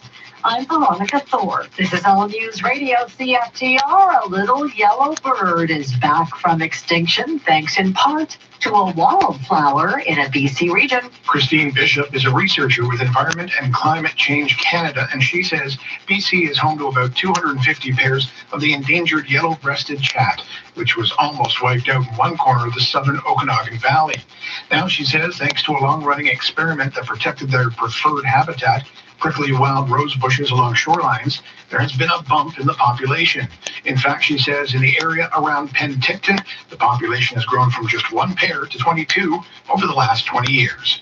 Rob Westgate, the Canadian Press. Coming up in 60 seconds, a look at your forecast for Mother's Day, and we'll have a peek at traffic. 680 News Time, 7:20. Imagine doing what you love and not doing what you don't love. AGM is hiring renovators. If you're a renovator with your own business who loves renovating more than business, managing construction more than managing papers, and wants more time with family, Call AGM. AGMinnovation.com. Imagine you're self-employed with consistent work. Do it. I just want to be independent. I spent my whole life moving. I'm not stopping now. It would be so nice to get out again. I definitely want to continue doing things for myself. This Mother's Day, show Mom you're listening. At Evolution Walkers, we offer the safest, most versatile walkers on the market. Foldable, lightweight, and customized to suit Mom's lifestyle and needs. Visit evolution.ca. Evolution Walkers, with you every step of the way. 6 News Time 7:21 with a look at the roads. Here's Carly Donahue. This report is brought to you by Lexus of Oakville. So this morning, out and about on the major highways and city streets of the GTA, you're going to run into some closures due to active TO. If you don't know where those are, Bayview shut down from Front to Rosedale Valley Road. River is closed both ways from Bayview to Spruce. And the eastbound Lakeshore is closed from Leslie to Woodbine. So just make sure that you are aware of that if you head out the door this morning. We also have a closure up in Newmarket. East and westbound Newlock is shut down west of Bayview, so just watch out for that as well. On the major highways, we have a right lane closed eastbound QEW at the West Mall for construction. And then eastbound 407, no access to the highway from Warden, and approaching Kennedy, 4 right lanes are closed for maintenance. For a limited time, lease the 2021 IS 300 all-wheel drive F Sport Series 1 at 2.9% with bi-weekly payments from $228. See lexusofoakville.ca. Now a look at the forecast. Here's Denise Andriacci. We've got some cooler air for Moms today, guaranteed high of only 12. Sunny right now, but the clouds build this afternoon and will clear back out again overnight tonight. Tomorrow and Tuesday, we're expecting some cooler air again to sort of dominate the forecast. It's not cold, but it's certainly not seasonal. Average highs this time of year around 17, 18 degrees. We're expecting near 13 for Monday. Chance of showers in the afternoon. Sun and cloud close to 12 for Tuesday. We're up to 4 degrees now and mainly sunny at Pearson with calm winds. The guaranteed high 12. It's a hard law of physics that you can't be 2 places at once, though you try. Because you are the facilitator, the comforter, the appointment keeper. But what if you're not there and a loved one needs a speaker, a helper, or explainer? A Medic Alert bracelet can step in for loved ones when you can't, so they'll always have a voice. Get trusted 24/7 protection for those you worry about for only $5 a month. Sign up and get protected today at medicalert.ca. Coming up at 7:30, the latest on some good news for a change. By the end of today, more than half of Toronto's residents will have received their first jab of a precious vaccine. The promising milestone coming as clinics right across the GTA ramp up their rollouts. 680 News Time, 7:24. As we continue to live through the pandemic, Listen 3, 4, 5 times a day. for the latest on the vaccine and what's happening with schools, healthcare, and the economy. We're here for you. On your radio, online. And on your smart speaker. This is 680 News. A Toronto man is expected to appear in court tomorrow to face charges stemming from a stabbing at the Royal York subway station. Police say the 2 men got into an argument on a train last Tuesday, and one allegedly stabbed the other. They say the victim suffered serious injuries. 41-year-old Kevin Andre Reynolds is facing several charges, including attempted murder and aggravated assault. Stateside now, where the operator of a pipeline that transports fuel across the U.S. East Coast says it's the victim of a cyber security attack. Colonial Pipeline did not say what was demanded or by whom, but ransomware attacks typically involve criminal hackers who seize data and demand a large payment to release it. The company's temporarily halted all pipeline operations. Colonial Pipeline transports gasoline, diesel, jet fuel, and home heating oil from refineries primarily located on the Gulf Coast to pipelines running from Texas to New Jersey. Roughly 45% of all fuel consumed on the East Coast. The White House says President Biden has been briefed on the situation, and the federal government is working with state and local authorities to mitigate any potential supply issues. Ben Thomas, Washington. And to a sports recap now, the Maple Leafs beat the Canadiens, winning the division title for the first time in 21 years. With a 3-2 win over the Canadiens, the Leafs can cross being division champs off their bucket list, winning a division title for the first time in 21 years. William Nylander knows the hard work is just beginning. To see that it finally pays off the hard work, and I mean, it's just part of the job. I mean, we just won in first place, and now the real work begins. If the Leafs do end up beating the Canadiens in the first round, it'll be the first time the two teams have met since 1979. From Sportsnet 590 The Fan, I'm Colin Teskey. SH Health is a private medical clinic offering testing for COVID-19. If you need clearance for essential travel or are concerned or responsible for workplace safety, SH Health offers same-day PCR and rapid COVID testing. And the best part, you're in and out in just a few minutes. Go to shhealth.ca to book an appointment today at one of our 5 GTA clinics. SH Health, protecting communities, companies, and families. Cleanliness and safety are essential to the success of any business. That's why Cintas has introduced our Total Clean program, a one-of-a-kind service that includes scheduled deliveries of essential cleaning supplies, hygienically cleaned uniforms, and on-site sanitizer and disinfectant services to help eliminate germs. Learn what the Cintas Total Clean program can do for you. Oh, I'm ready! Visit Cintas.ca and get ready for the workday. Now the business report. I'm Richard Southern. You're going to have to work a little harder to be mean on Twitter.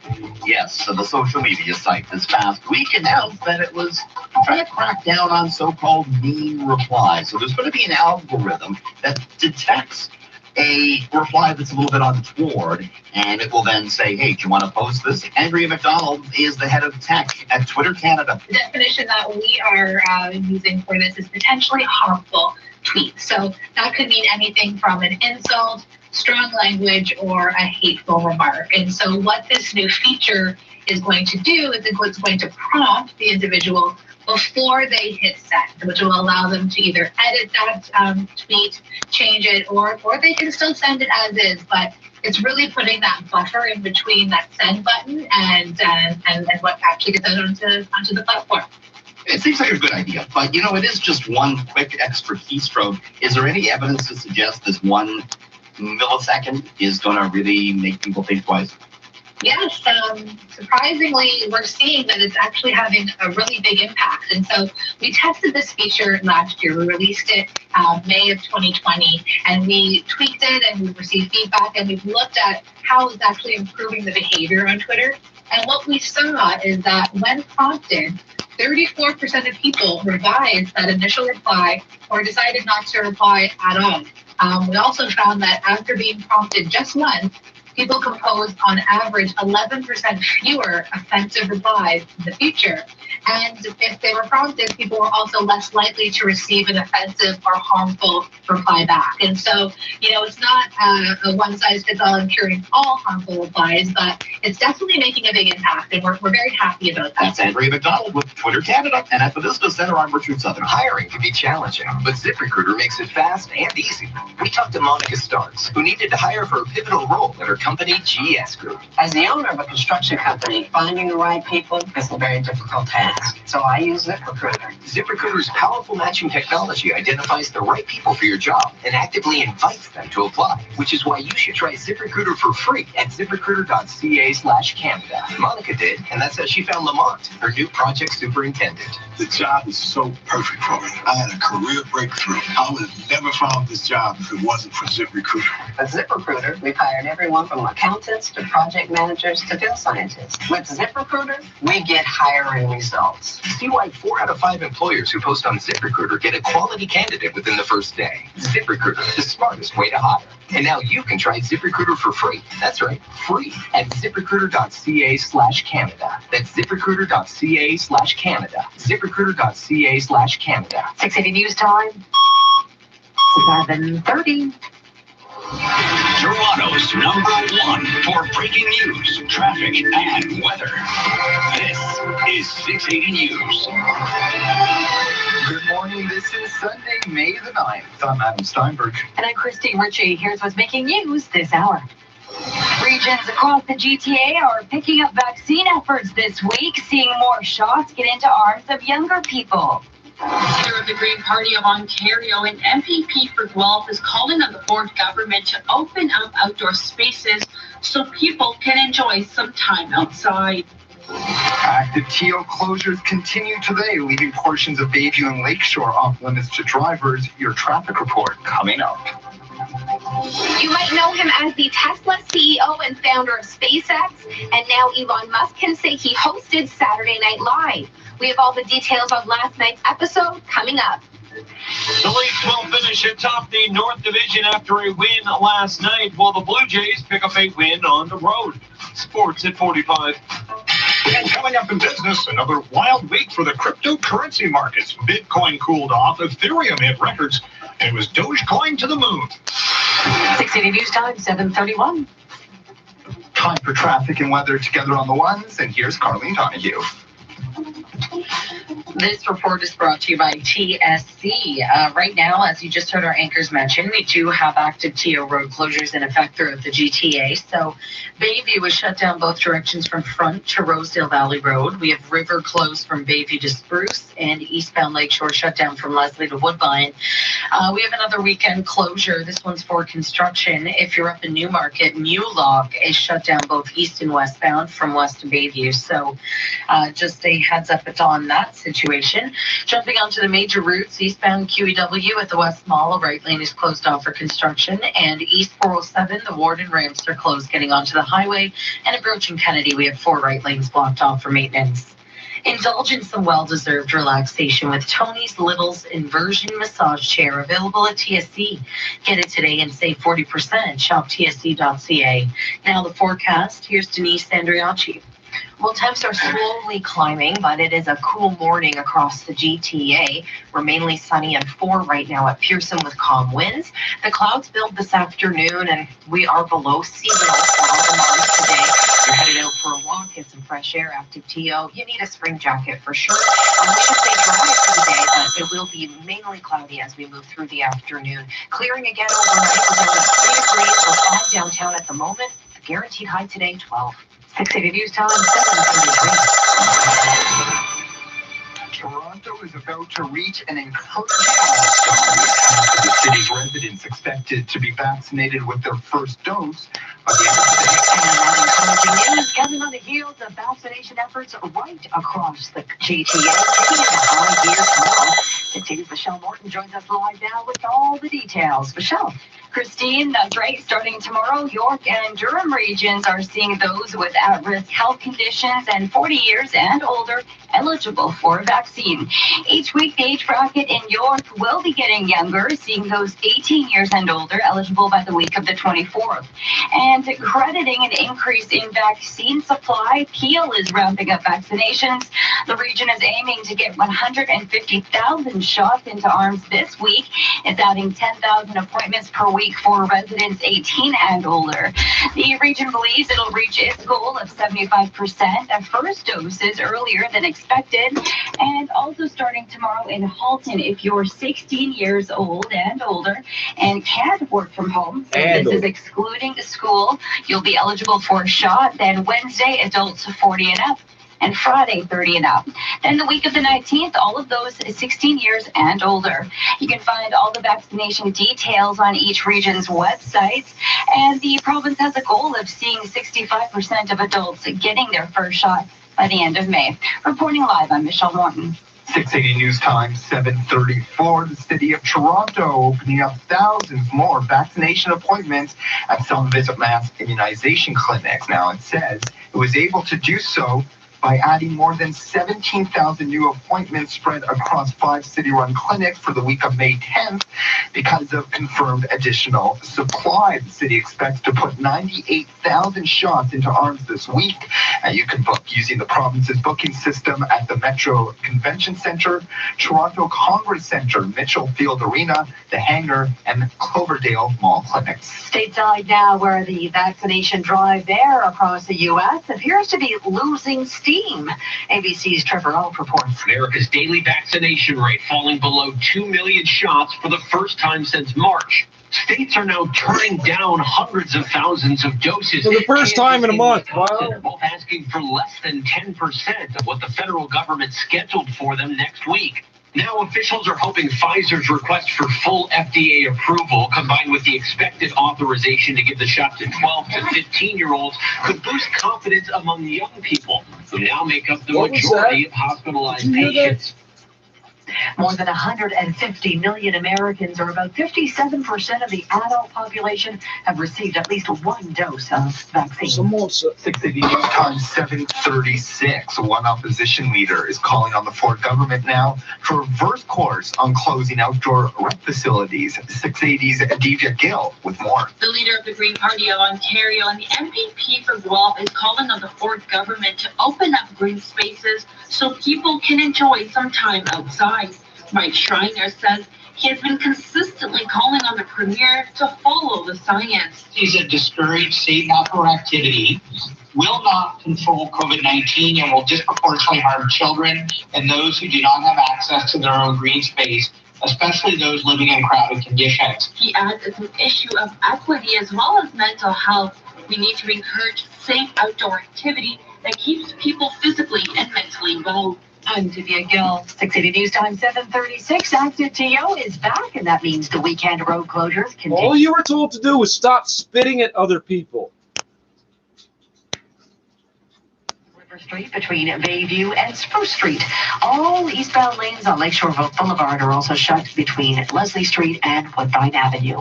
680 News Time 737. Well, it's Mother's Day, so happy Mother's Day to all our listeners. And that has some of us wondering, should we get flowers, jewelry, perfume? What does a mom really want for her special days? 680's Phil Martino is finding out.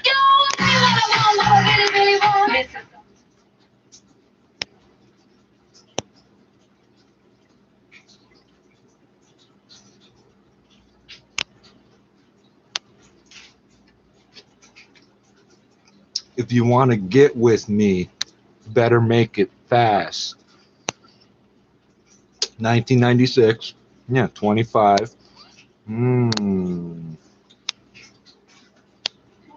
Cooking on Mother's Day. I would like for somebody else to think about what's for Onions in dinner it. today. Onions And and beef. Toronto's Onions mother and of beef. 3, Elizabeth McLaughlin, has something completely different in mind. I would like for all of Ontario to get vaccinated. And then there's my mom. She wants a gift money can't buy. That's happiness in Italian. And she has one more request. That's right. Breakfast in bed. I'm Phil Martino. Sounds great, breakfast in bed. Hope lots of mothers are sitting in bed right now being spoiled rotten. 680 News Time 738. Elon Musk showed a combination of humility and pride as he opened his highly end. There's a deep appreciation that happens when your wife has a child, and you're saying it was a beautiful time and a miracle. Proved effective. Over the years, CAN has helped to secure clemency for hundreds of political prisoners, but those victories have become increasingly rare. It's a bit difficult, more than a bit difficult these days. Relations are quite tense. The Chinese government is not as concerned as it once was with its image around the world, which at the moment is quite bad, but they're not as concerned about it. Since Prime Minister Harper asked for CAN's help in 2009, he's lobbied for Chalil countless times. In 2016, Chalil's sentence was reduced from life to 20 years. But there have not been further sentence reductions to date. So I'm working on this. Never give up. CAM points to the case of Canadians Julia and Kevin Garrett. That's the first place for that, I think. The Christian aid workers lived in China for 30 years before their arrest in 2014. Their case is eerily similar to the two Michaels, accused of spying following the arrest of a Chinese national in Canada. The couple endured months of solitary confinement, interrogated for 6 hours every day. I remember during those first couple months, 2 or 3 months of interrogation, they threatened execution many times. After 7 months, Julia was released, but Kevin was convicted of spying in a country with a conviction rate of 99%. Just when it seemed his fate was sealed, the Chinese national... Ontario's conviction rate is 99.9% too.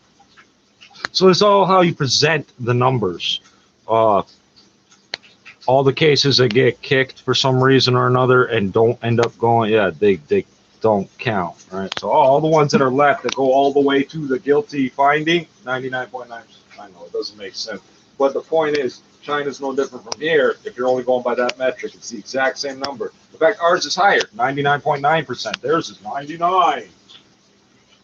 You can look that up if you want. Reunited with Julia and their children at Vancouver's airport. Well, you're after idiots. 775 days in prison. He's my youngest one. He hasn't seen his dad. Jalil's family hoped he might be next in line, but his situation was about to get even worse. China handled hundreds of Muslims held in a network of internment camps. In 2016, Beijing accelerated its crackdown on China's Uyghur minority, accused of corralling more than 1 million Chinese Muslims into prisons and labor camps. China calls it a de-radicalization program. All those in favor of the amendment. In February, the House of Commons concluded with Jalil and human rights activists. Remember, nobody gave a fuck about this. I know because I've been talking about this a lot longer than they have. Until this 2 Michael things came along. What Trudeau say? The budget will balance itself. He also said he admires the Chinese government for its ability to turn its economy on a dime, which is also how they handled the COVID problem. Up until then, they didn't give a fuck about the Uyghurs. They're Caucasian, they're white Muslims that speak Arabic and write in Chinese. To him on our consular services side. We tried, because he's someone I would like to see. I know it's been a standing file, but yeah, Mr. Jalil actually is a Canadian citizen. But Jalil's Canadian citizenship is irrelevant to the Chinese government, which doesn't recognize dual nationality. More than 100 Canadians are detained. That's printed on the first and last page of your passport. Rarely mentioned by Canadian I'm pointing at officials. my passport. And we just don't see their cases rise to the top of the list. And it's impossible to deny that to a certain degree there's an aspect of racism that underlies that. And I think that's very troubling. Alex Neve was the Secretary General of Amnesty International Canada for 2 decades. Yes, we see you, Chomo. We don't care. Seen a case like Jalil's. Imprisoned for so long without Racism. a single consular visit. I think Hussein White Jalil's people in case China, is absolutely one of the most egregious, if not right now the most egregious instance of long-term imprisonment of a Canadian citizen on completely unjust grounds. But Neve also sees an opportunity. Western countries, including the United States, are now openly accusing China of genocide over its treatment of Uyghurs, and condemning its so-called hostage diplomacy as Beijing prepares to host next year's Olympic Games. Now the world knows. They open their eyes. Since the day Jalil was arrested 15 years ago, Camilla has had no contact, no letters, not even sure if he's still alive. She was pregnant at the time of his arrest. Their youngest son, Zubair, is now 14 and has never met his father. When they were little, they were asking every day. They were asking why he's in China. I went through so many difficult times. Now, when I see them, how they are preparing themselves to university, it's amazing. You know, it's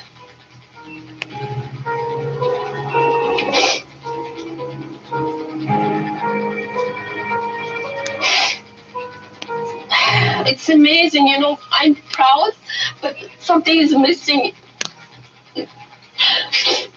Something is missing in my life, you know.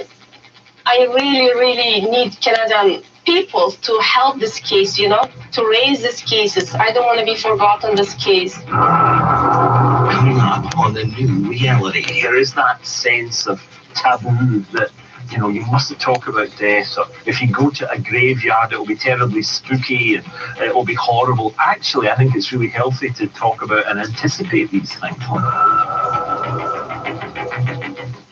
Every year, Chorus gives hundreds of businesses an opportunity to grow. And grow. And grow. What? Our great grandkids, yeah, right? Yeah. Great grandma. We're all opening up eligibility tomorrow to additional age groups to get their shot. Now, this comes as Toronto is on pace to have at least half of all eligible adults vaccinated with their first dose by the end of the weekend. Well, hopefully you remember to get Mom a little something today. Happy Mother's Day to all our listeners. We have last-minute ideas to keep the entire family happy. And active TO road closures continue today. Traffic in your extended forecast less than 10 minutes away. 680 news time 7:45. Time now for 680 sports from Sportsnet 590 The Fan. Brent Gunning. The Leafs lock up a division and friendly divorce. The team at Russell Alexander Family Lawyers accomplished it all and more. I was able to settle my divorce remotely and in an amicable way. Call Russell Alexander Family Lawyers at pound 99.99. That's pound 99.99. I'm Erica Alini. This is Money 123. Some 60% of Canadians who have life insurance get it with their employer's benefits plan. But is that enough? If you have a family and a mortgage, the answer is probably no. Your life insurance should ensure your family will be able to keep paying the bills. What about companies like Walmart that take out insurance policies against your life, but it's not your insurance policy? Everybody, no, I'm going to ignore those people because my target market has lots of money. They don't care. If you need life insurance, consider buying enough on your own and think of your employer's policy as a nice add-on. Sign up for the Money 123 newsletter for the latest financial tips right in your inbox. Go to globalnews.ca/money123. In 200 meters, go left onto Makes no sense. James Street. Yeah, no, wait, left. I think. Recalculating. K. Wow, I love you, man. Just wanted you to know that. Okay. Recalculating. Go left onto King Street. Wait, sorry, that's a stop sign. Recalculating. You wouldn't trust AI for directions if it were under the influence. So why would you trust yourself to drive? Don't drink and drive. A message from Global News Radio 640 Toronto. There's no better way to start the day than with a freshly milked Jet. And when it comes to car insurance, only the most oblivious Jets get milked. Jets who never shop around. Don't get milked on car insurance. Get a better rate and save an average of $676 with rates.ca. There are 4 things we're not supposed to talk about in polite company: sex, religion, politics, and death. Although death has been for many the final taboo. That's Tom Morton. He lives in the Shetland Islands off northern Scotland, and he sees deaths every day in his job as a funeral celebrant. For the rest of us, and during the pandemic, there is going to be a reckoning at some point about what's been lost. Loss of freedom, loss of human contact, loss of jobs, and of course, loss of loved ones. And so we want to bring you this encore presentation of a conversation we had with Tom about life, love, death, and the importance of humor through all of it.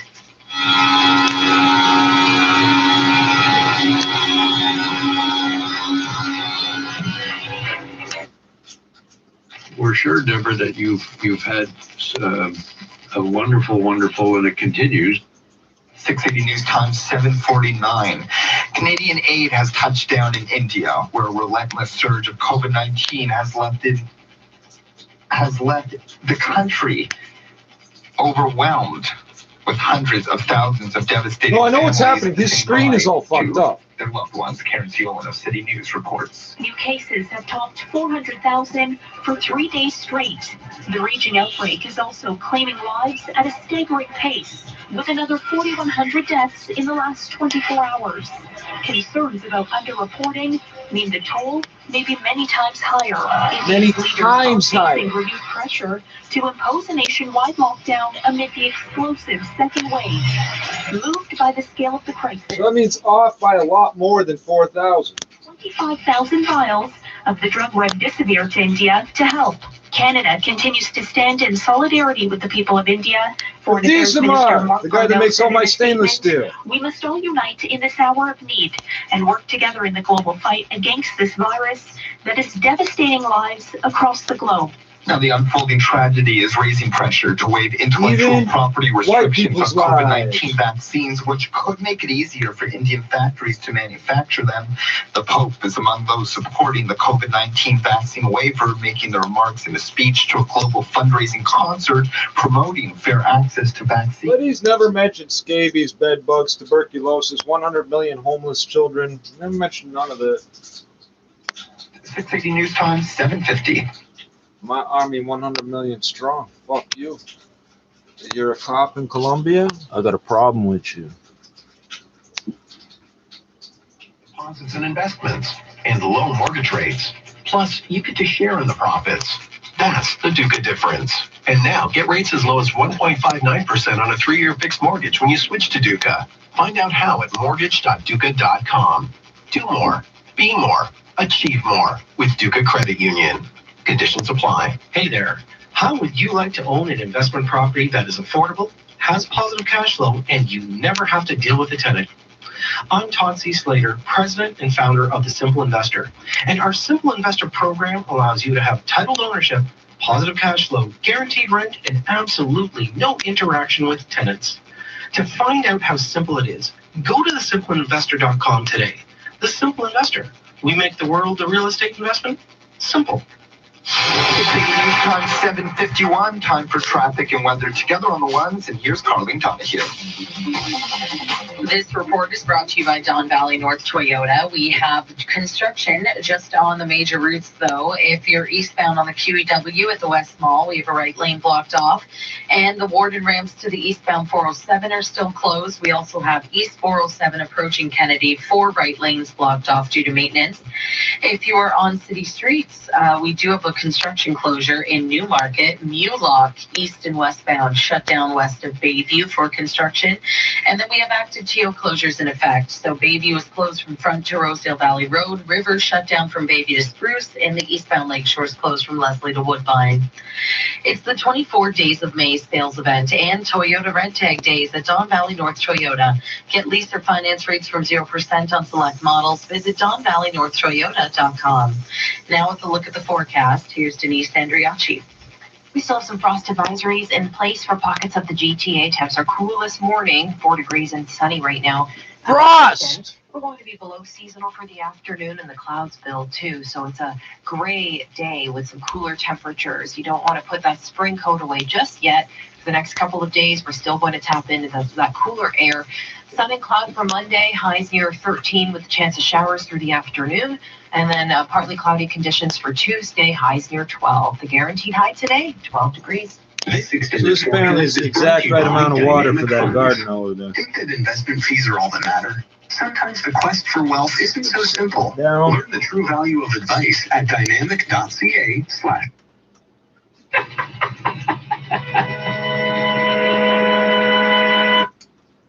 Here tomorrow, You filled the whole segment with bagpipes, didn't you? That's why I can't listen to it. That means so much.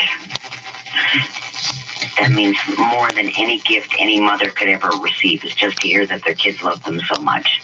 You guys are going to make Todd and I cry. You know that, huh? She's already making me cry.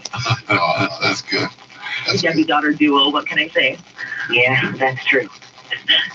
Well, it really sounds like the two of you have a special relationship, and Oh, we do.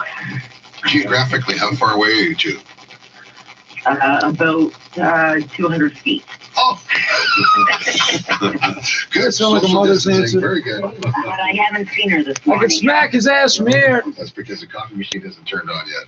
That's true. Exactly what it is. I need another cup before it can come. You say exact true? Exact true. That's a new word. Exact true. EXACTRUE, I guess. Exact true. Keep the coffee machine going. Exact true. Don't forget that word. Exact Keep the coffee machine going. Yes. Well, Deborah, is there anything else that you'd like to share with your daughter, Dina? Oh, she's my baby girl. She will always be my baby girl. It's funny, Lawrence, because there's a saying, a son is a son till he takes a wife, but a daughter's a daughter all your life, all her life. Oh. And that is so, so true. No, it's not. That right there is where this Oedipus complex shit comes from. It's OED. That's not the point. That right there is where it comes from. I don't want girls to come around him because then he'll start. You're missing the point. Now, bear in mind of all the things I criticize in the world, the things that happen to a woman's brain in regards to her kids, being crazy does not select against survival. It probably helps the offspring survive because it keeps the other predators away. I want to eat those little ones, but that big one looks crazy. I'm going to go find something else to eat. Snap your fingers off, and I'm there for you. Oh, I love you, baby girl. I love you too. Well, we thank you very much for showing us the love between the two of you. And, it is still and taking the technically time running. to get up very, very Not early very in the morning bright. on this lovely Mother's Day. I know that looks like one flash. It's 5. Well, again, It's a burst of special 5.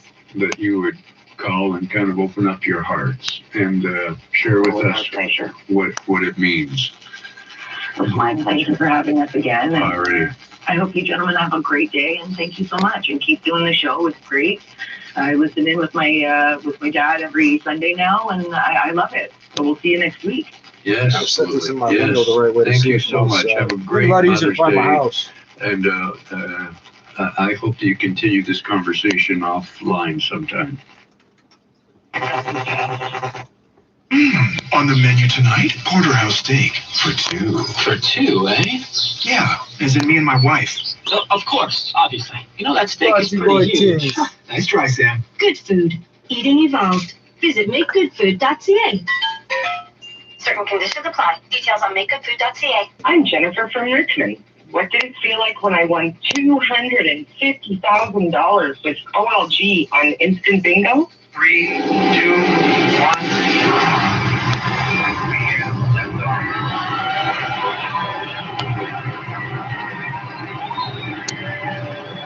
Yep, it felt just like that. Winning with OLG brings out all the feels. Play today at olg.ca. When you call a double. So what they're doing makes perfect sense from business, economics, all that shit. And it doesn't go against the public health orders. They want people to stay home. So keep people online casinos and all this shit. You hear about the jackpotcity.net where you don't spend any money at all. Well, that's the reason why the government can't shut them the fuck down. What are they doing? They're training you to gamble away all your money really quickly. Click, click, click, click. You just lost $100,000. It's not real money. But once you get into the rush of it, and then these instant tickets and things are the same thing. But anyway, where we are, the province, which has the largest debt in the world that is not a country, the largest sub-sovereign debt in the world. It's like around 400 billion right now. The province is responsible for healthcare, like the direct provision of money and shit. Healthcare, welfare, like welfare payments and disability payments and all these things. They need the money to come from somewhere. Oh, what about vehicle registrations and fines and all those things? Well, nobody's paying that shit right now. So what do they need? Here's something else gambling corporations, gaming corporations know. If you increase the number of ads, if you increase their exposure, you will catch more fish. Not infinitely upwards forever, but compared to how it normally is here, normally the only ads you see are when you walk to the store and like you can see on the counter, oh, no scratch ticket, whatever. They know if they keep exposing people to it, they will get the money somehow. And also up here, the casinos, for the most part, are run by the province or licensed by where they have to be associated with a charity, with the exception of Casino Rama, which is just a casino, fuck you, owned by, and I know Casino Rama, like Dollar Rama, but it's the Rama First Nation, R-A-M-A. Visit Monaghan. I went there once and I broke even after spending $18 on the buffet and getting 2 drinks. I came home with the same amount of money I left with. And I couldn't find my ticket, which was in my wallet, so I just gave them another $10 for the bus because I couldn't. I knew they'd give it to me. I couldn't remember them giving it. I couldn't remember what I did with the ticket.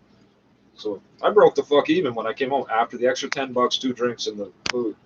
I guess it means I won $40. No, but the thing is, they make you sign up for this. Where is mine? They make you sign up for this card when you get there for the slot machines or whatever. And although you can use it at the tables and stuff too, and you get points. Ooh, wow. and I got they give you that day they gave us all $10 credit on the slot machines. So I'm pressing a bunch of weird buttons on this slot machine, and the pattern to win is this weird zigzag like this. And I press go, and it takes $5, nothing. And I press go, and it says you won $55. I was like, psh, bingo. Well, it wasn't bingo. But be outdoors while many to natives, all gambling is like bingo and 50-50 draws. To possibly visit our mom in the near future is front and center for many. Several pop-up clinics GTA-wide are offering up the doses, including Downsview. If you aren't visiting your mother now, getting the vaccine doesn't change that. If she gets vaccinated, could change that. You getting vaccinated doesn't change that. You're going to forget that you're sick, or that you can get sick, and it's your mother. You're going to touch her. You're going to... How many times did she wipe your face clean with spit? Exactly. You're going to forget. You're going to forget. Well, shouldn't come as any surprise given the length and scope of this pandemic. More than half of Ontario's nurses are struggling to come to grips with the stress they endure on a daily basis. Because you enable the fucking doctors. The poll was commissioned by the Canadian And you never stand up for yourselves. How come you can't write prescriptions yet? Pharmacists and nurses pharmacists have to study drugs. Nurses have to study administering drugs at the very least, and they should be able to determine when a drug is completely the wrong drug. They should be able to figure that out, or what it looks like. Doctors don't study vaccines or drugs. Why are they allowed to write prescriptions? Exactly. Increased violence from both patients and family members alike, and nearly a third said they had considered quitting the profession altogether. Steve Henniger, the Canadian people fucking hit us all the time. Good. I hope severely ravaged by COVID-19. In fact, as late as January, the country suffered through record case numbers and deaths and hospitalizations. But tight lockdown restrictions, and with about half of the country vaccinated with at least one dose, case numbers are down 96%, hospitalizations 97%, and deaths 99%. Prime Minister Boris Johnson appears confident social distancing restrictions could be removed by the start of the summer. Looks to me as though June the 21st we'll be able to say social distancing as we currently have to do it, the 1 meter plus. I think we've got a good chance of being able to dispense with the 1 meter plus. Now, while patios, hair salons are now open and kids are back in school, indoor dining will reopen in the UK May 17th. Britain is one of the few countries that has followed the same model as Canada for delaying second doses, but keep in mind, of course, with twice the population. And looking for a little shot in the arm when it comes to ratings, Saturday Night Live. Now think for a second. They're following the same, plan, regimen as Canada. Regimen's probably the correct word. Canada is copying Britain on that. They're not following, they're following the same regimen as Canada. Yeah, but they invented it, technically. And remember, half doses don't work, half measures don't work. Okay, how come vaccines are half doses? Years after the franchise last claimed top spot in their division, known as the Northeast back then, the Maple Leafs clinched the one-off North. Régional pour un nouveau référendum grâce à une alliance avec les Verts, eux aussi pro-indépendance. Cette majorité écossaise veut contraindre le Premier ministre britannique Boris Johnson d'organiser un vote rapidement. Richard Place a plus de détails. Pendant la campagne du SNP, le slogan était d'abord se remettre sur pied après le virus et ensuite un référendum. L'horizon selon les candidats, 1 an ou 2. Un slogan qui devient aujourd'hui une rengaine. Elle sera entonnée par cette majorité écossaise, désireuse de faire entendre sa voix jusqu'à Londres. Après l'été, le Parlement d'Édimbourg va promouvoir un texte donnant corps à ce projet et mettre la pression sur celui de Westminster, qui doit donner son accord pour un tel vote. On en est loin, puisque Boris Johnson parle d'un choix irresponsable et imprudent. Dans une lettre de félicitations adressée hier à la première ministre écossaise, Nicola Sturgeon, il l'invite à une grande réunion des leaders britanniques pour parler de la relance post-Covid. Il écrit « Le peuple d'Écosse est mieux servi quand nous travaillons ensemble ». Il parle du Team UK, l'équipe du Royaume-Uni. Ce matin sur Sky News, Michael Gove, membre important du gouvernement Johnson, balaye l'idée même d'un référendum. La priorité des politiciens doit être la sortie de la pandémie. Londres, Richard Place, France Info. Vaincus par les Grizzlies de Memphis 109-99 hier soir, les joueurs de Nick Nurse sont au pied du mur. Toute défaite des Raptors dans leurs 4 derniers matchs ou toute victoire des Pacers de l'Indiana dans leurs 5 dernières rencontres éliminerait la troupe torontoise en les empêchant d'atteindre le 10e rang dans l'Est. L'autre mauvaise nouvelle, c'est que les Raptors pourraient disputer leurs 2 derniers matchs sans 2 des joueurs stars. Pascal Siakam s'est blessé à l'épaule gauche hier et il devra subir des examens plus approfondis. Welcome in our friend Ravina Ahmed-Haq, personal finance expert. She joins us down here in 640 Toronto. I think for a lot of people in the financial world, because we're going to start with some surprising, but I think welcome news that the Canadian economy, Ravina, is currently outpacing that of the U.S. Yeah, I mean, it's just a turnaround since the last. They're going to talk percentages and compare them like they're the same thing. Remember, these people, if you lose 50% and then gain 50%, they think it's more than 100. It's 75 if you're not sure. This optimism from the fact that the vaccine rollout is going okay. I really put that okay in quotes. And we're generally, we were financially more. Who are you quoting, you moron? Going into the pandemic, and I think that's now showing again as we get. They just told us that what they say, some of these states are asking for 10% of what was set aside for them. So they're, how do I rephrase that? If they wanted 1 million vaccines, if the feds had set aside 1 million vaccines, they only want 100,000 because people aren't lining up for them. The same thing happened here a month ago. This is not news. This is a month ago. Not opening back up. They are open for business, it seems.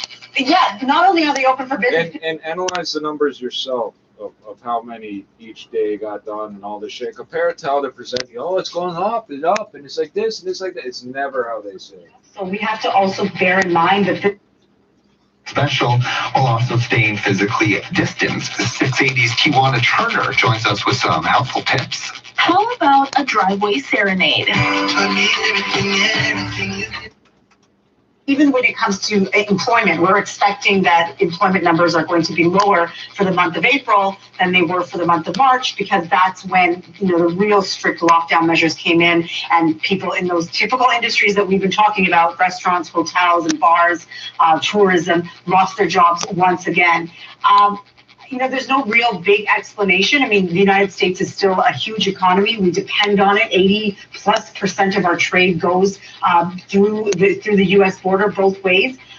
We want them to be healthy. The fact that we're outpacing them right now may just be a sign that we're a smaller country. Ontario, not Canada. Ontario is the #1 trading partner for 31 U.S. states. It's not just the border region. And if you were ever wondering why you see PRP on the license plate, I don't know what it is in all the other places, but here it'll say Ontario PRP, Proportional Registration Program, plan or whatever. That's why.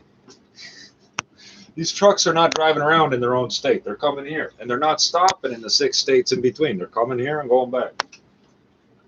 To bounce back finally. Yeah, so, I mean, again, it's just a forecast and it's just predictions. We can use some of the data coming out of the U.S. to sort of look ahead to what might be for us as well. In some cities, you can't get a reservation. And this is what I'm hearing in big cities like New York and San Francisco and Los Angeles. You can't even get reservations at some of the more popular restaurants.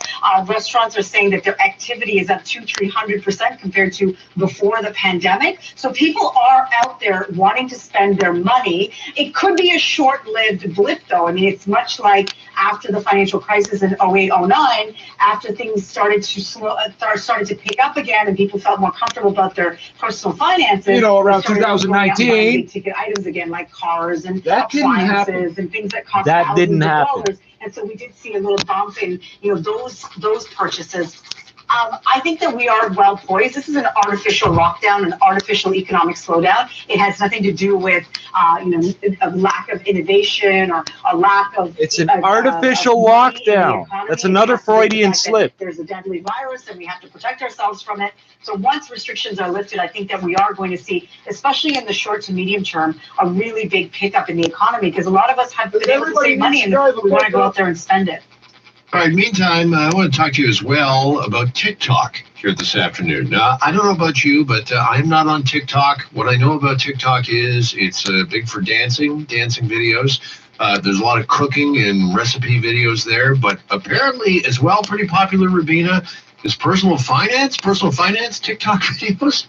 Yeah, so I think personal finance, I was reading an article a little while ago, are one of the biggest climbers when it comes to TikTok content. So they're the ones that are getting the most sort of views, they're getting the most followers, because there is this insatiable need for people to get information about how they can make more money. And we saw that with GameStop in the winter when we saw what happened with Reddit. We saw that again with a number of different other industries where people were trying to get in and out very quickly. And so I don't know whether this is generally speaking about Gen Z, which is those people born after 1997, which they say these TikTok influencers are really impacting their. Right. Gen Z. Oh, there's the boom, bust, and echo generation. I think what she's talking about is the echo gen. They make up, by the way, according to these idiots, I am simultaneously a millennial and Generation X. And I just told you exactly how old I am. If you're smart, you know exactly what year they draw that line on. You want to make money fast. You want to be the guy that can brag about it at the bar.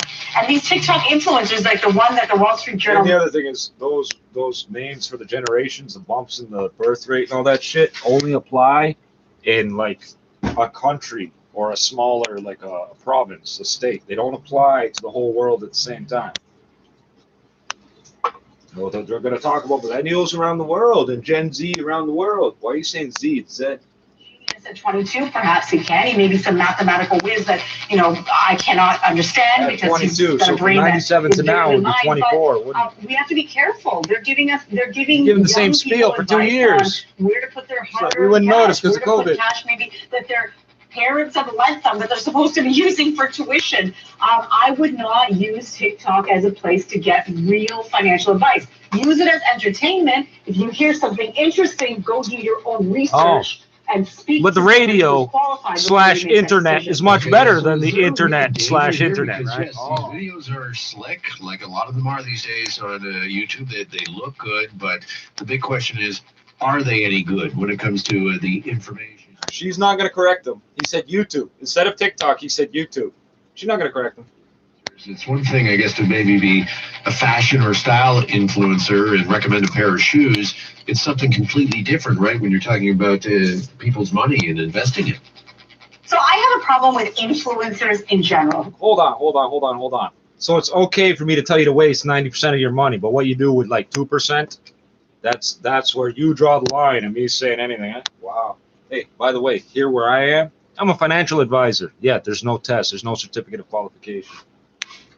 The way that they talk and walk, they influence the kind of friends they want. I mean, I was on TikTok for a very short amount of time, and I could see right away how it is very much a platform where you're trying to get information as quickly as possible, and the information is 15-second videos, I bet.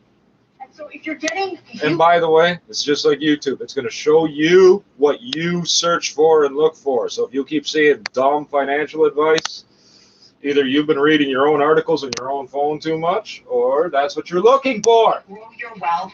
And if you are participating in any kind of exercise where you're going to make money quick, these people would tell me to leave the garbage and glass and shit all over that corner I cleaned up on Pelham because, it's that property owner's fault. And if they don't do it, the city will come clean it up and then they'll build them and this will happen and that will happen. Well, I short-circuited your whole routine. I made the neighborhood cleaner, didn't have to involve nobody.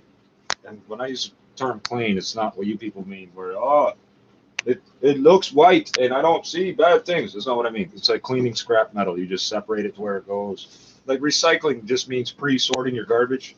It does not mean melting it down and making a new thing. you're doing well. No one's a genius. It should say recycle, trademark is what it should say. The financial crisis, we saw markets go up. Low interest rates are keeping money in the stock market, and now with what's happening with real. That's not true either. They always go on about the interest rate that the central banks indicate they would like to be the prime rate, because that's all they can do. That's all they have control over. Has something to do with how much money you and I invest in our brokerage accounts. Now, they've been saying that these $1,400 checks and $2,000 checks, nobody spent the money. We all invested it, and we're saving it and sitting on it. Okay, at the same time, they said last night, everybody's sticking to the frugal habits they've picked up over the last year and a half or whatever. Yeah, because the old people showed us how to get by.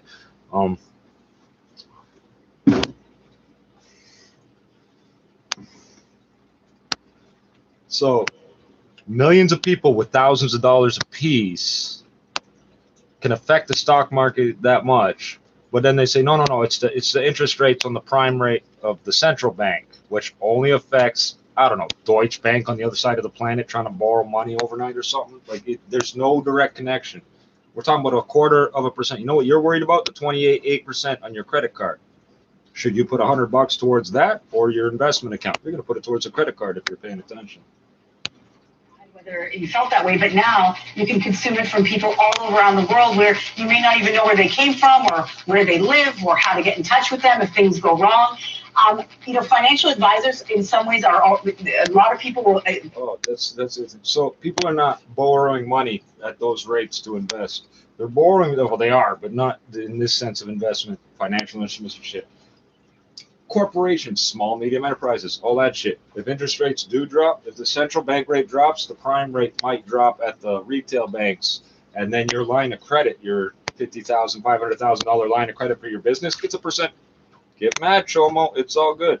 Gets about like 1% cheaper.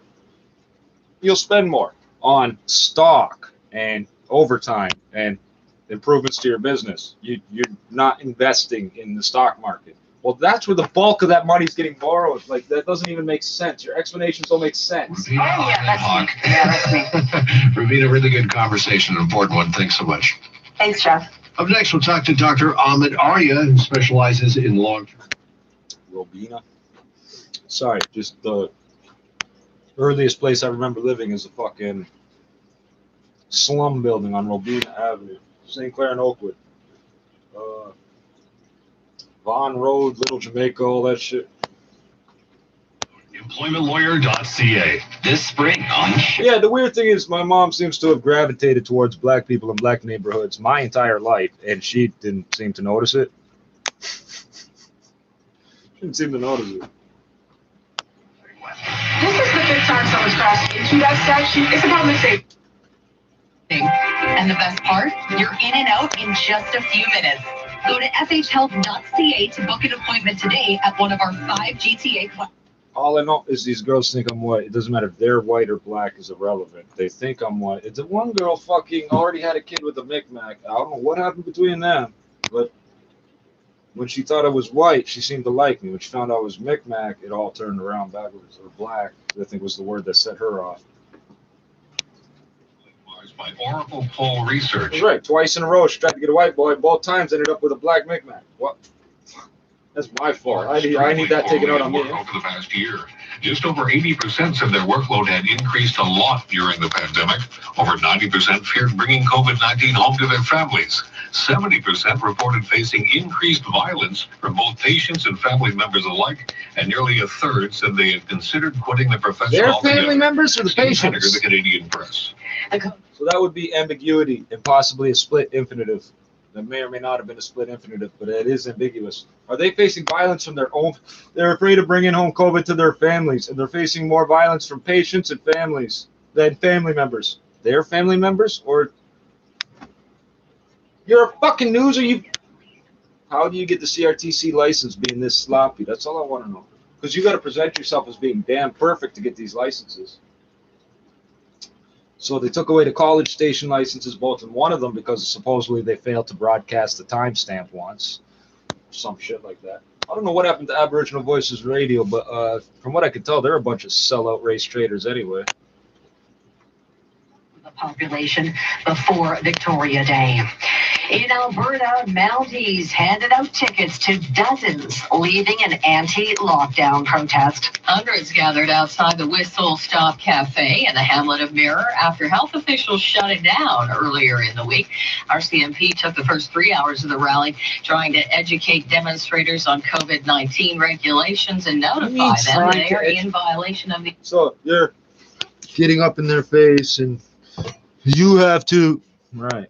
I know how you idiots are. You can't spot your own boys in a fake cop. When there's any type of shooting incident, the male RCMPs run and leave the females there. Yeah, we got your back. So she's still shooting and they... God. How many times did that happen? Mayor Thorpe, pussy. And this Mother's Day, Moncton, New Brunswick, 1972, 4, 5, something like that. 2 RCMP forced to dig their own graves. Well, if you pussies would have stopped with this, trying to kill off the Indians, I probably wouldn't have an opinion on the matter, but you never did. The stated purpose of the RCMP is to eliminate the Indian problem. Justin Trudeau, the Trudeau white paper, his dad, Pierre Elliott, whose wife slept with a rock star, just like, yeah, Justin's mom, just like, how did your wife get COVID, Justin? With 2 Canadian Forces babysitters with her at all fucking times. How did that happen? With all the handlers in the world, none of them got it, but she did. You didn't, she did. The Trudeau White Paper, 1969, was introduced by John Gresham to the legislature. How's it looking, Carly Donahue? Well, you know what? It's not too bad this morning out there. We just have a bit of construction. This report is brought to you by Hickory Dickory Decks. Right now, eastbound 407. Donahue cannot be a real name. Donahue is, Dunn is, D-U-N-N. she certainly... Those all their names have something to do with either a TV thing, something fake, or like there's 4 different guys with a name related to traffic who are traffic guys. Thank you, Speaker. As I've said many times, I take responsibility. I took responsibility for this before I even got to politics. Understanding and researching long-term care for almost 14 years to understand what we can do. But you didn't bother looking up the one that my grandfather wrote. We are doing is the action of taking responsibility. That's exactly what we're doing. All right, there's long-term care minister Dr. Mary Lee Fullerton in question period. And you just... Why is a doctor in charge of long-term care? Why? I want to hear the justification and the reason. As Mary Lee Fullerton walked out of a press conference earlier, just before question period, as reporters had many, many more questions regarding that scathing report. That would be your fault, long-term care. That would be your fault. But doctors are gods that must be worshipped. And you got these fragile ego pieces of shit that paid their way through. Hey, you ever look up credit cards, loans, and things and find... I found... This was years ago, over a decade ago. MBNA, which I'm pretty sure stands for Millionaires Bank of North America. I could be wrong. That's just in my head what I think it stands for. If you're, they're marketing credit cards to students. I don't know how you expect them to pay them off. Any type of student, you get up to $50,000 if it's a 4-year program. And I forget the exact arrangement, but they make it so you don't have to start paying the full thing until you're done school. But if you're a medical student, it's $100,000. Why? You're no more likely to complete the course and get any money whatsoever than any other student. In fact, the other students are more likely to find a job instantly because they're willing to work at McDonald's until they get their engineering job at Ford or whatever. You're a doctor. You can't take that option, can you? So have you ever wondered why credit card companies lean on the people that keep paying? And we need 28.8% or whatever the fuck. By the way, anything over 62% in Ontario is called usury. It's a criminal offense. If I charge you 63% interest, it's a criminal offense. The payday loans here are like 280% or some shit like that. suffering and, also went through, sort of immeasurable trauma on their own. And it's reflective of our government's values and policy choices, a complete lack of accountability for what has happened. Well, that was my very next question for you, Doctor. I mean, does this instill confidence, or should it, in anybody here in the province, that there is accountability and confidence that what needs to be done, so desperately needs to be done when it comes to change in long-term care, is about to take place? To be honest, I'm not feeling so confident about this, because hearing the government and hearing the minister, I'm really just, thinking about how a lot of it is gaslighting. A lot of what she's saying seems to be deflection. And really the actions that have been taken by the government have been either grossly insufficient or really haven't happened at all. And for example, she mentioned hiring 8,200 staff that are going to come into the fall. I mean, we have an emergency in terms of staffing shortages right now at this very time. And what's actually needed in order to have sufficient staff to make sure people aren't being neglected or abandoned, as we know happened in these tragic circumstances during COVID, is 40,000 staff. So this is just not enough. And really, I mean, now they've appointed this commission. We have their 85 recommendations. Why will they not carry them through? We have been covering this, for almost a year now. You live this every day, Dr. Aria. I mean, it doesn't seem, I think, to a lot of people that real substantive change, real change that's needed is occurring, is happening. Would that be a fair assessment?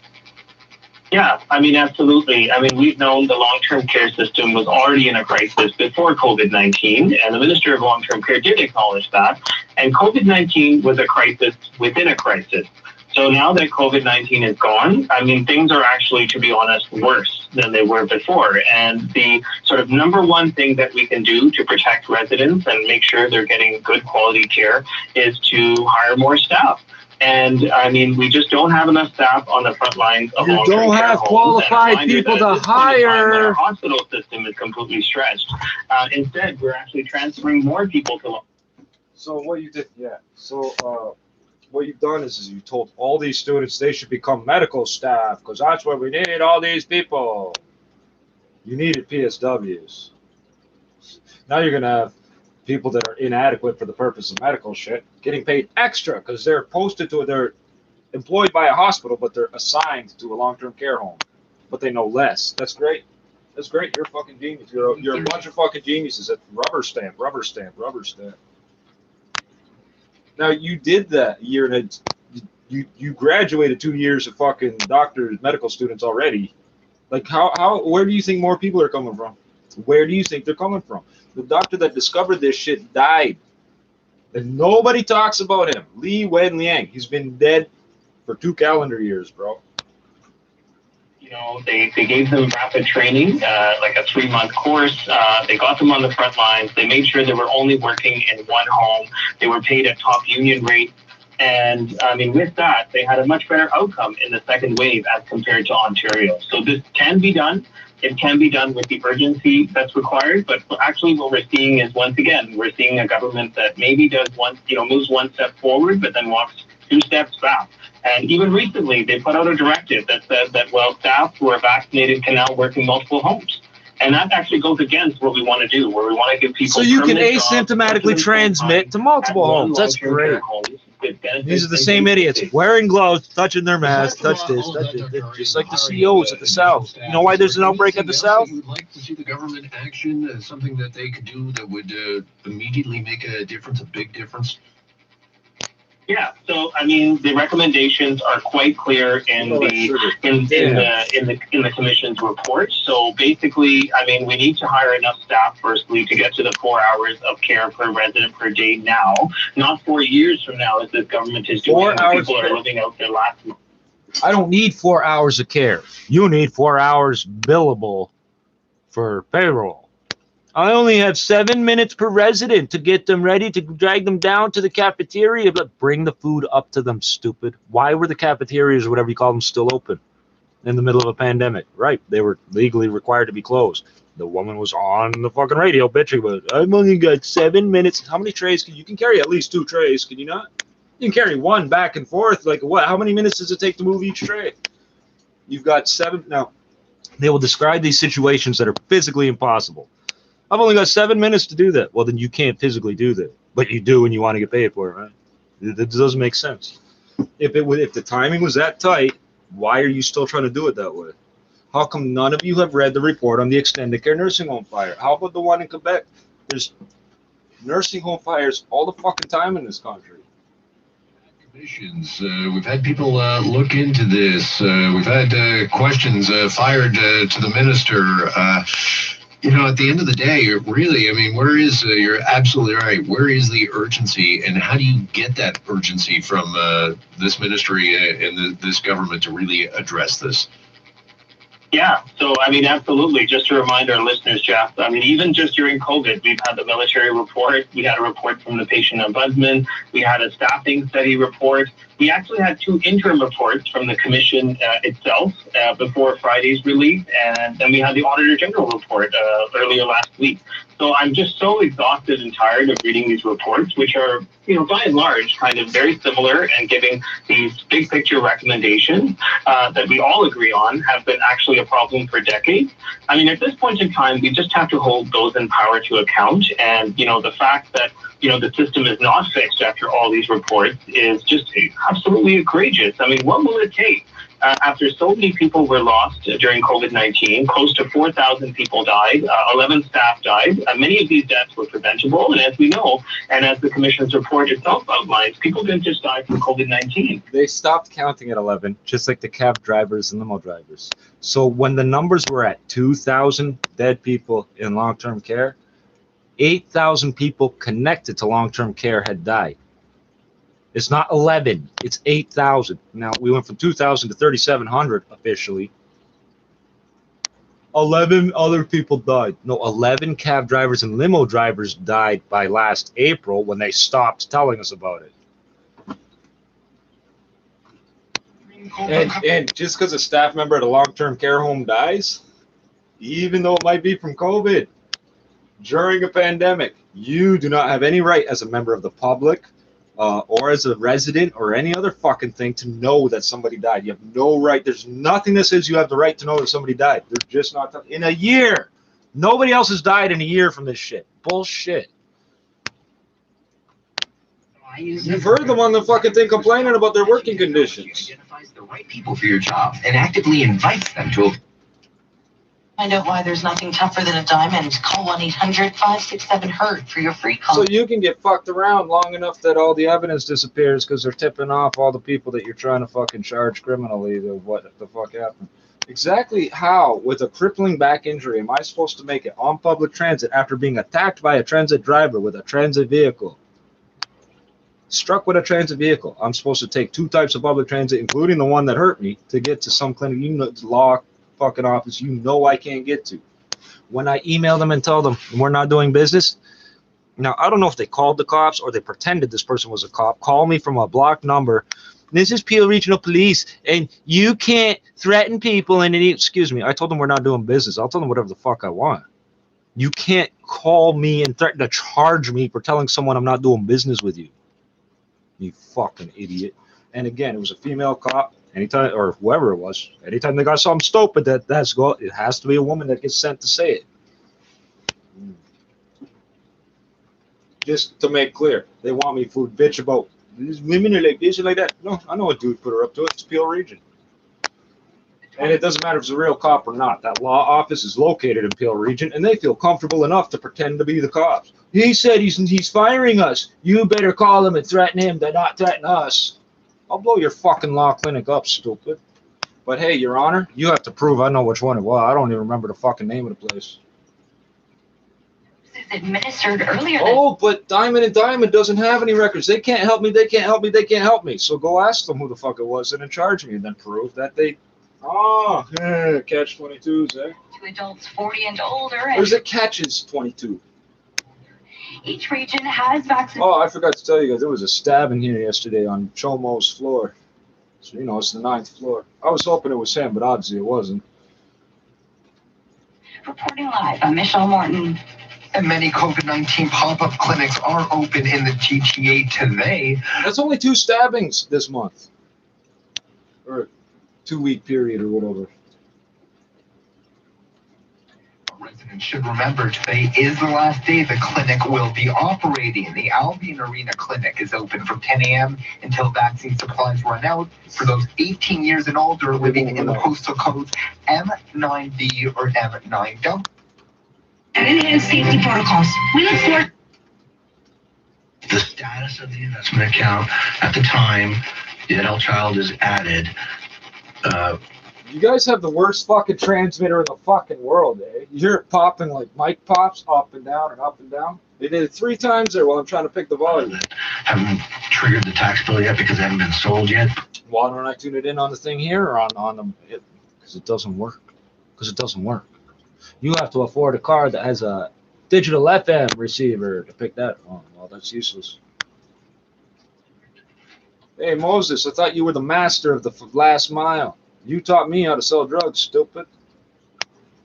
And then you thought you were going to take that from me. Yeah, your cable enterprise and broadcast TV taught me how to sell drugs. And then you thought you were going to take over the weed business. Flin Flon, Manitoba, you got your buddy on the radio all fucking night.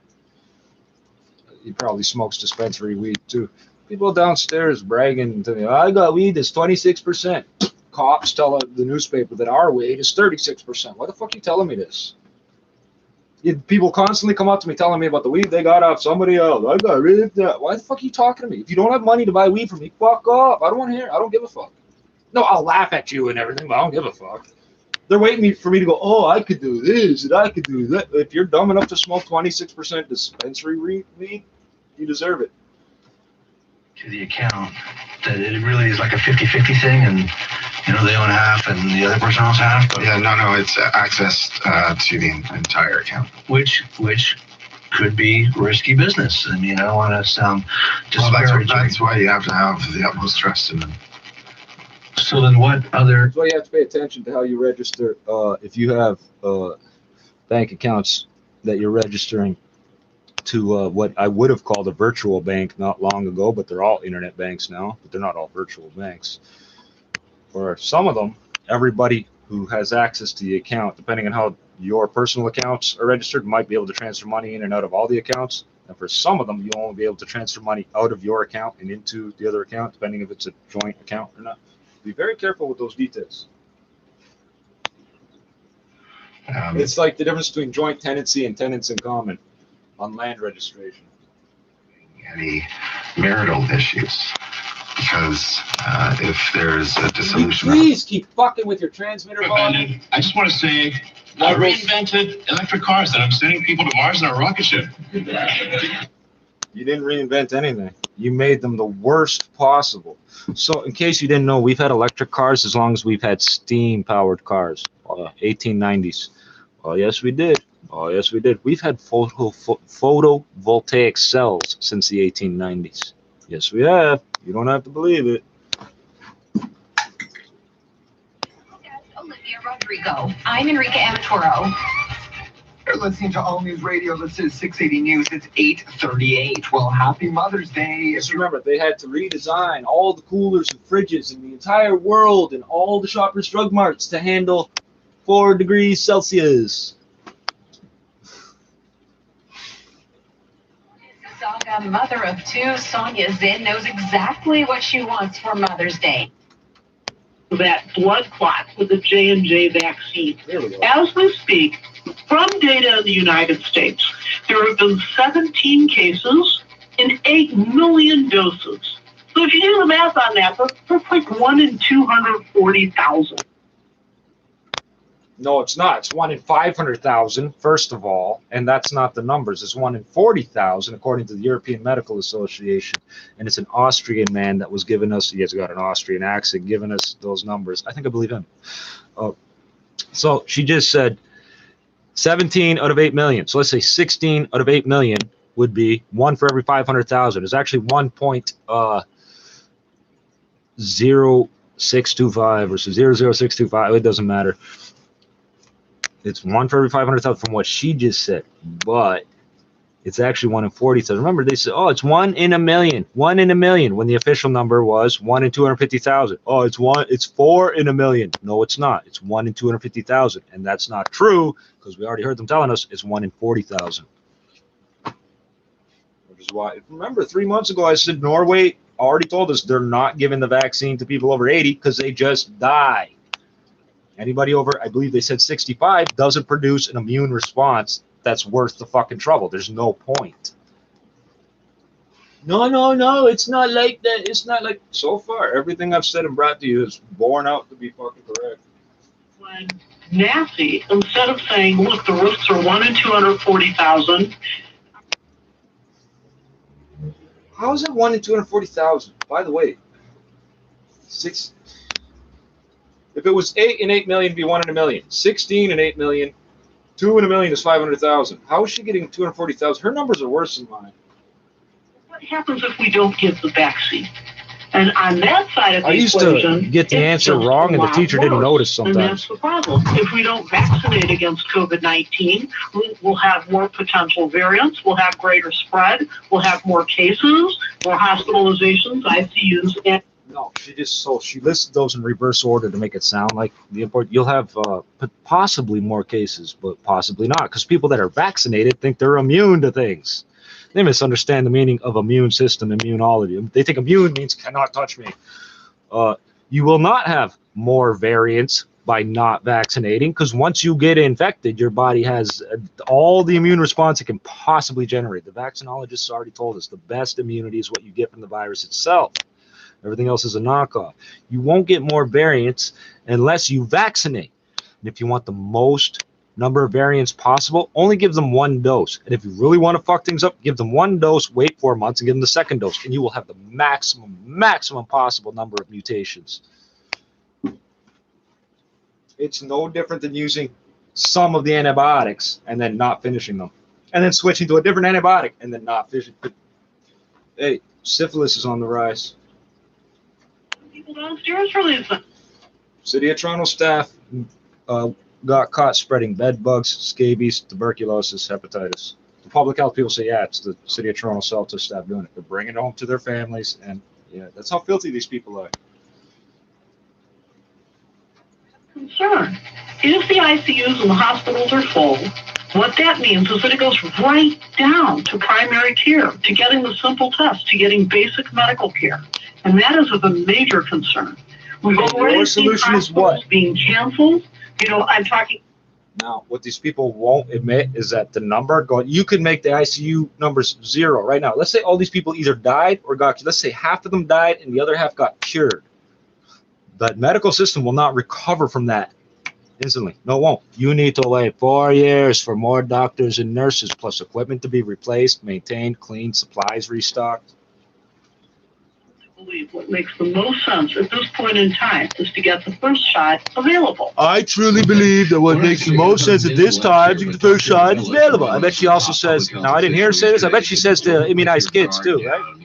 Even though the doctors already said, the scientists, that doesn't make sense. You'll kill more kids that way than not immunized. More and more of us, thankfully, walking around with at least the first dose of the vaccine.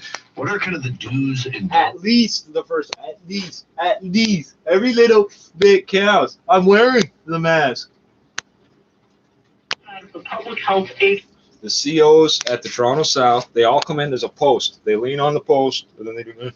They pose. They're posing for the other COs because every single one of them is gay.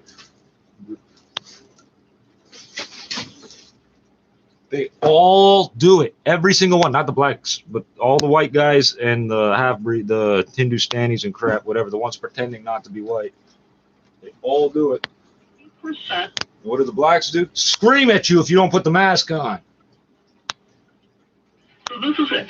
It's not a perfect thing. Mitigation is extremely important because we know that not one of the vaccines is perfect against all of the variants. Oh, so we know. But what is that? If you're such a medical expert, could you drill the fucking clog out of your nose, please? You're talking through your nose while it's clogged. Of course, eliminating unnecessary travel. Yeah, eliminate the mucus from your nose, please. It's not. We're not just ready for that yet. All right, Dr. Gorfinkel, appreciate it as always. Thanks so much for joining us this afternoon. Always a pleasure. Thank you, Jeff. All right, stay well. Dr. Iris Gorfinkel, vaccine researcher. And up next on our weekend edition, we'll talk to Adam Oldfield, Global News Radio. Financial decision of your life, and we want to help you make it, no matter what your finances are like. Would be a declaration of intent And a declaration of intention would state that, yes, this account is meant Their to be a transmitter true does this joint all account, day. It's and got 3 it's different my power intention levels. All that fucking when day my long it son does was added this. to the account, that upon my demise, that the balance or the proceeds of that account go to my son. But since PCOR, that whole notion or doctrine of a resulting trust has been expanded upon. And it's even gone as far as to include gratuitous transfers of property. For instance, if dad writes a check to one of the children and he subsequently passes away, and those funds are placed in an account, are those funds impressed with the resulting trust? Or did Dad intend those funds He's left to be out a gift? important key parts of the sentence. So the whole doctrine has been what account? Sounds like a lot of extra work for lawyers. Well, the point is, because he left words out of the sentence, doesn't know what he's talking about. This guy knows that. Sounds like a lot of extra work for lawyers. Well, the point is, account or the you just told us the point. Transfer of property is made. That's when problems arise down the road. So it's important that the donor's intention be well and clearly documented at the time. And that's where we come in at avoidprobate.ca. I don't believe. Because we think there's a better option that. Give it to them while you're alive. Almost 30 years ago, Oprah Winfrey had people on explaining that. When you die, half goes to the government no matter what. In this jurisdiction, you think you automatically take control of a business because you and your partner own it and they drop dead? The province steps in, takes ownership, and then decides if you're allowed to have it. That's what the law says. You pay taxes on the money that you get as earnings your whole life. You pay taxes on the interest and everything it earns the entire time, its entire investment life. Then you give half of that to the government before you give it to your kid, but you won't give it to them when they're alive because they need to know the value of earning $1. Why? You're showing them that you're going to give 3/4 of it to the government just because you're too stupid to give it to them. So there's no ownership challenges there. There's no P-Corp, there's no resulting trust, there's no P-Corp v. P-Corp effect. It's all Dad's money still, but we've added beneficiaries. And that accomplishes what Dad wants to accomplish. We talked about power of attorney in the first part of the show. If Dad is looking for help managing these assets, well, that's what the power of attorney is for. We talked about that already. So moving the assets so that we can put a beneficiary on them if they have to be moved for that to happen, and often they do have to be moved. You can't have a beneficiary on a non-registered account at the bank. So we often have to move it over to an insurance company where the rules are different, and we can put a beneficiary on the account. Dad could. He's misusing the language horridly. Whoever the bank account is registered to is the beneficiary, you fucking retard. Those concerns that you raised with regard to moral character and how the fuck things like that. Trajectory of this rocket over the past week, and while they say it was unlikely to have hit the ground instead of water, there was still a chance. This comes after a booster from another Chinese rocket made an uncontrolled re-entry last year, reportedly spilling some debris over at least 2 villages in the Ivory Coast. More large segments of China's space station are scheduled to be launched into orbit over the next year, and the world will be watching. I'm Veronica Thor.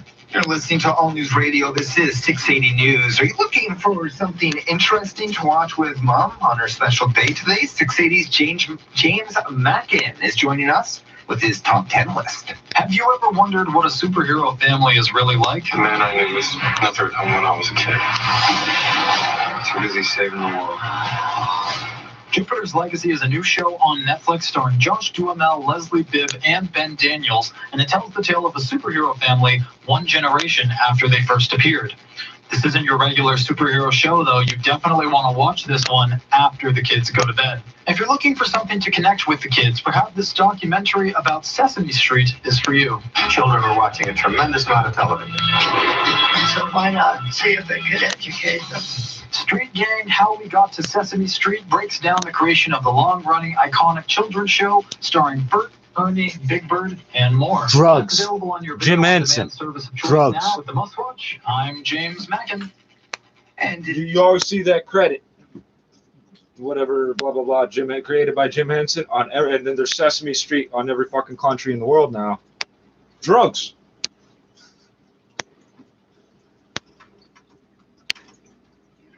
Bill that the federal government is proposing, and there's some big concerns about this when it comes to freedom of speech. Can you first of all just kind of tell us what is the government proposing here, Adam?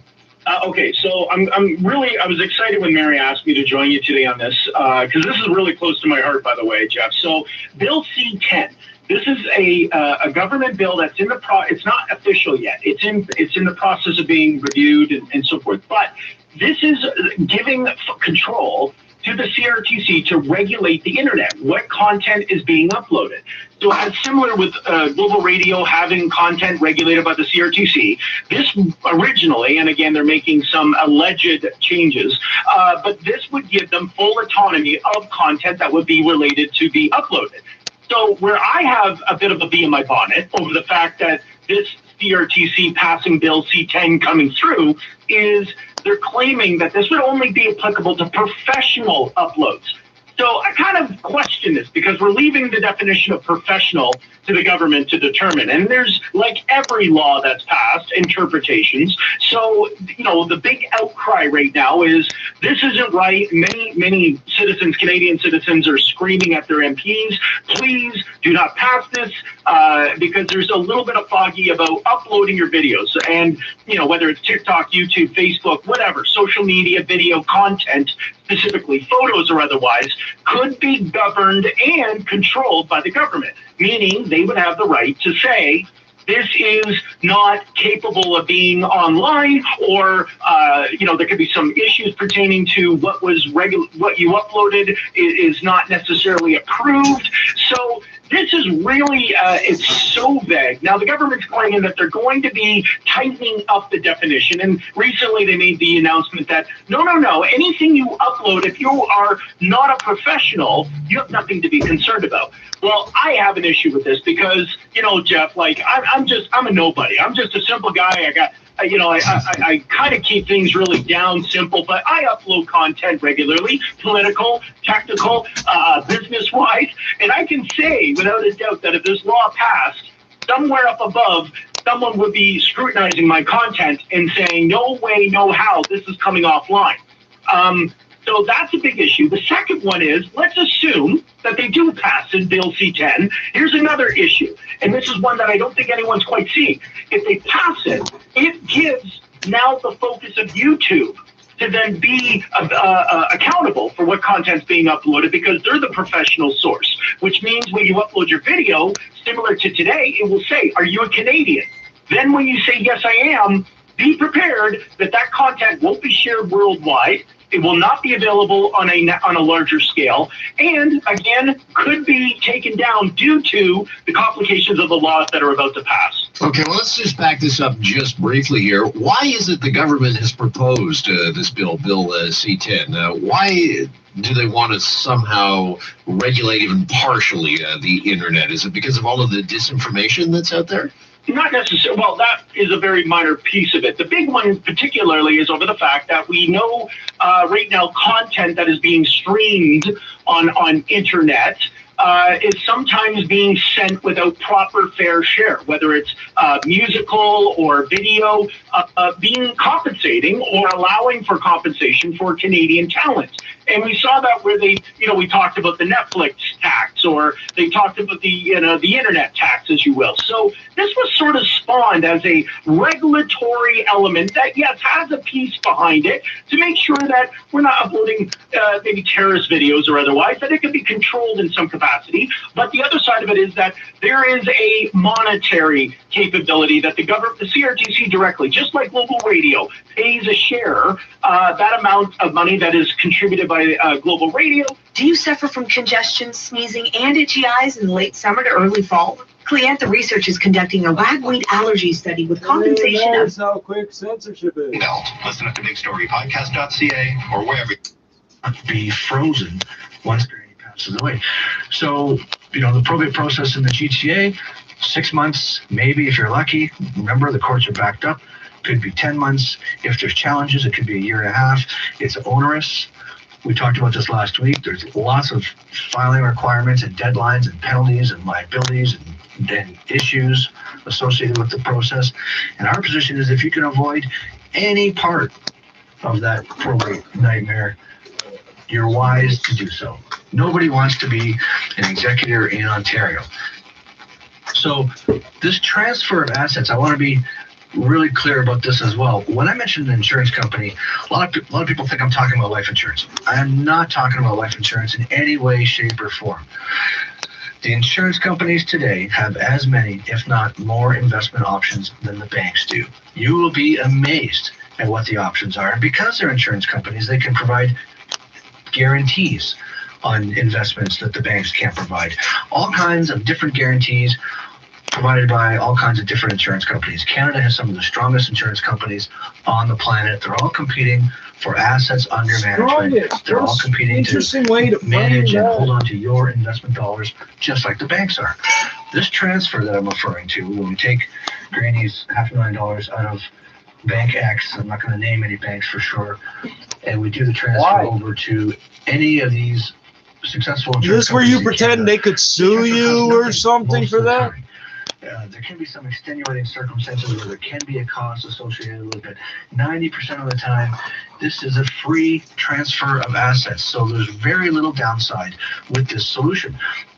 I could go on, and I will go on in future shows, but we're running out of time for this week. I want to thank you again for joining us. After the break, we'll wrap it up. Learn more about avoiding probate at avoidprobate.ca or call 1-844-667-7628. Back with more Avoid Probate after this. Good afternoon, friends. We are gathered here to remember Insert your name. and we're heartbroken because Insert your name. did not avoid probate. So the loved ones of Insert your name. have to wait a long time for what rightfully is theirs. I see I've made you cry. Recent changes in law make probate slower, more complicated, and more expensive. Don't make it harder for your loved ones. Avoidprobate.ca. More depressed because they had to tackle all these challenges that came with lockdowns and having to deal with the vendors and the employees. And when we're going through the vaccination period and so on and so forth, their backup and their innate resilience is there for them to show their entire optimism. Now, I guess it's good that they were as optimistic heading into the third wave. Correct. So when we took the picture in early March, that was before the third wave, or just in the early days of the third wave. So we can probably presume, if you look back in November, as the second wave was hitting, entrepreneurs were feeling less in control, more depressed, more tired. So now in April and May, as most of the country... Not true. More people were self-identifying as entrepreneurs for your fucking survey that had never done. Go, oh, everything's going wrong. I'm going to do this now because it's easy. And while you're online searching for how to be an entrepreneur, Entrepreneur 101, this fucking survey comes up. What entrepreneur sees a crisis as a bad thing? None. That's right. Credit cards, all bundle. Amazing bundles are in full bloom. Get 5 150 internet with 5 TV in one amazing bundle, starting from just $119.90 a month. Call 310 Bell to check availability. Bell, being at home just got better. I have sleep apnea and use a CPAP machine. I like the benefits, but worry about disinfecting it properly. If you're concerned about cleaning your CPAP mask and hoses, why not try Dr. Les Premer's custom-made oral Well, buddy said he was going to It's fucking comfortable, kill me next time he saw me, so now I'm taking the grapes off that garage every time. DentalStoringSolutions.ca or call Dr. Les Premer at 416-224-9998. That's 224-9998. I'm Dr. Les Premer, and I'd like to give you and your family a good night's sleep. At True Tone Electronics, we know this has been a difficult time for everyone. Your Really? safety is our #1 priority. I doubt Our it. showroom is currently closed, but our professional staff are available via email at sales@truetone.ca or by phone at 905-270-3440 to answer any questions. Please visit truetone.ca to place your orders. We're offering curbside pickup at our location at 980 Dundas Street, East in Mississauga. Our dedicated staff are doing everything possible to keep our clients safe. From all of us at True Tone Electronics, stay safe. As a member of the Canadian Broadcast Standards Council, Global News Radio 640 Toronto is committed to the highest standards of broadcasting. We believe in being accountable to you, the listener, in our information and entertainment programming. If you have a comment to make about our programming, write to us. We'll respond to your letter and send you information on the council and its codes. A message from the Canadian Association of Broadcasters and Global News Radio 640 Toronto. We believe in a greater Toronto. This is CFMJ Global News Radio 640 Toronto, a Chorus Entertainment Company. You're listening to Global News Radio 640 Toronto. This is Global News at 9 o'clock. Good morning, I'm Lot Big. Happy Mother's Day. Currently 7 degrees and sunny, but it's going to be unseasonably cool today. The vaccination push continues today across the GTA with several pop-up clinics offering up doses. The eligibility to get vaccinated in hotspot zones has been widened to anyone 18 and over. Those pop-up sites include Downsview Arena in North York, the Jamaican Canadian Centre near Highway 400 in Finch, also in North York, which runs between 10 and 6 today, and St. John the Evangelist Catholic School on Weston Road. That'll be open from 10 to 7. Some other pop-up clinics are opening up as early as 9 o'clock. Now, the city hopes that by the end of the day, 50% of adults in Toronto will have received their first jab in the arm. Another sign of hope, you may have noticed some lane restrictions in place, complete with pylons and barriers in areas across the city yesterday. They're there for the eventual return of the KPT program. Toronto crews were kept busy in 73 different locations yesterday, extending sidewalk space once reopening is allowed, of course. A total of 800 restaurants have been greenlit for curbside cafes, and another 325 for sidewalk cafes. A horrific and tragic explosion in Afghanistan late yesterday claimed the lives of at least 30 people, injuring many others. Most of the deaths, teenage girls who were simply going home from school. The fear is more of these types of attacks could escalate after the U.S. announced it was withdrawing its troops from the country. Here's reporter Ian Pinnell. A devastating bomb blast near a school in Afghanistan, killing at least 30, wounding more than 50. The explosion happening as students headed home. Book bags and shoes left piled along the road. One eyewitness saying there were a lot of casualties, most of them girls, and bodies were everywhere. Once again, hospitals in the capital, Kabul, overrun with patients. The Interior Ministry blaming the Taliban, but the militants denying they carried out the attack. We told you yesterday about the Chinese rocket headed back to Earth, not likely to crash down in populated regions. Debris from what was left of the Long March 5B rocket after re-entry splashed down in the Indian Ocean without incident. Here's reporter Christine Sloan. China's space agency says debris from its rocket booster landed in the Indian Ocean. Most of the 23-ton object burned up as it re-entered the Earth's atmosphere, and it came down in the sea near the Maldives Sunday morning. U.S. Space Command confirmed that the Long March 5B re-entered over the Arabian Peninsula, later noting that the exact location of the impact was unknown. Well, it's a great day shaping up to try and get outside. If you have an activity that is actually still allowed, that could include the Active TO initiative downtown that is in full swing for walkers, bikers, and runners who finally have some guidance from Canada's top doctor when it comes to wearing a mask outdoors. Phil Marsh is a regional manager for the running room. I definitely like the fact that she came out with a message. I think that should be something that should be, updated quite frequently, and it should be repeated from everybody from the Prime Minister down to the premiers, down to the local health folks as well, that a unified message comes across so people know what's going on.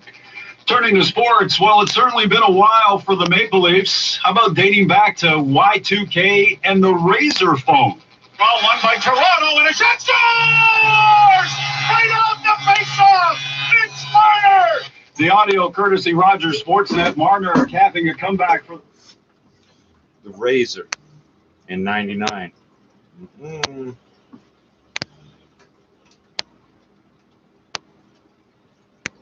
17,000 new appointments spread across 5 city-run clinics for the week of May 10th because of confirmed. They were still selling Star Tax in 99, you retard. 98,000 shots into arms this week.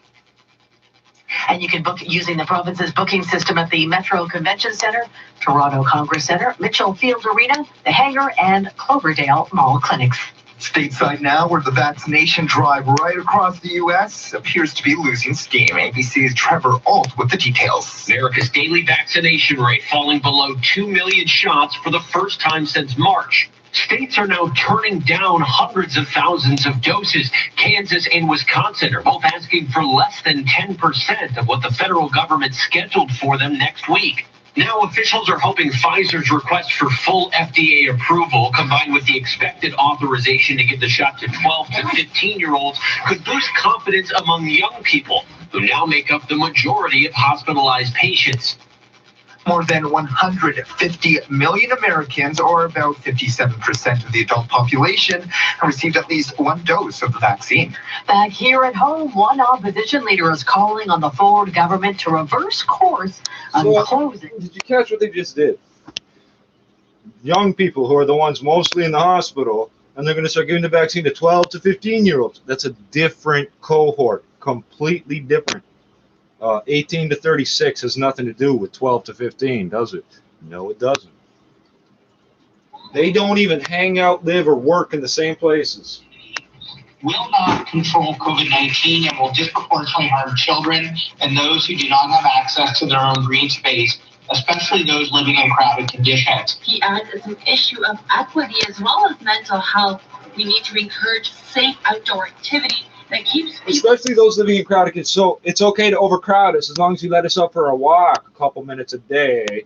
That'll take the COVID out of the air. For 20 years now, I've been complaining about air supplies in these buildings. It's illegal to turn the shit off. Oh, you hold your breath. There's carbon monoxide in here. 680 News Time 9:07. It's Mother's Day. Hope you got the memo. And you're probably still trying to come up with an idea to make it special while staying physically distant. 680's Tijuana Turner has you covered. How about a driveway serenade?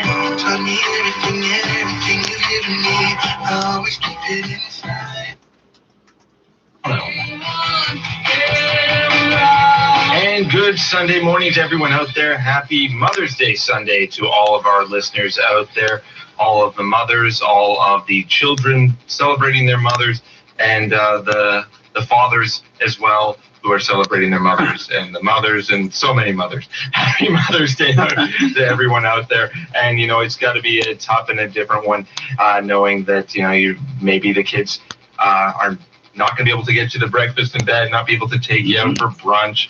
You know, the kids have to think of a different gift other than that gift certificate for a manicure or pedicure, because you can't really go out, and that's something maybe you can cash in a little later. But it's not quite the normal Mother's Day for the second year in a row. This is Your Life, Your Money, and I'm Chris Creston, joined as always by Kelvin, the Money Guy. How you doing, Kelvin? Good, Chris. Good morning. How's everything? Good, good. You know, it's a sunny day, decent day to be outside. You know, it's a little chilly from what Claude said in the weather. So it's if you're visiting your mom out on the driveway, safely social distance outdoors and all that. It's a little chilly, so just tell mom to throw on a scarf before she comes out, and I think you should be okay, or at least a jacket at the very least. But it's you know what, I do feel like when, at least downtown, it feels like a lot of people are sort of out and about and doing as much as they can to try and get some fresh air and get some exercise, and maybe frequent some businesses for takeout and things like that. And our lives are so strange these days. Our money lives a little strange as well. So it's something that you have to sort of navigate. But a lot of the things that I think, well, you can tell me, but I think a lot of the principles remain the same when it comes to our money life. And if anyone needs to reach Kelvin off the air, let me throw out the number right now, 416-457-7526. That's 416-457-PLAN. And you can visit his website, askkelvin.ca. That's askkelvin.ca. And today we're going to be talking about to commute or not to commute your pension. Not necessarily thinking about your commute and how far away you live from where you work or anything like that, and whether I should take the train or the car. But it's a different kind of commute, and it's the kind of commute that a lot of us don't really know or understand or think about until we actually have to, and we're just wait, what are my options? What do I have, and what is it? So we're going to try and clear away some of the cobwebs from this topic to try to make it make a lot of sense to you, so to make it simple and easy to understand. And that's what Kelvin does. Kelvin's a great financial planner and a great financial advisor, and just a great guy to have in your corner. 416-457-7526 is his number. AskKelvin.ca. Kelvin, I think that one of the ways to try and make some sense of this topic is to sort of break down some of the terms that we have, like when we're thinking about our pensions. It's I'm the rusty one on this one. You know what you're talking about. So there's defined benefit pensions, and there's other kinds of pensions. What are the different kinds of pensions, and what are the payoffs, and what is it that you're getting in those pensions?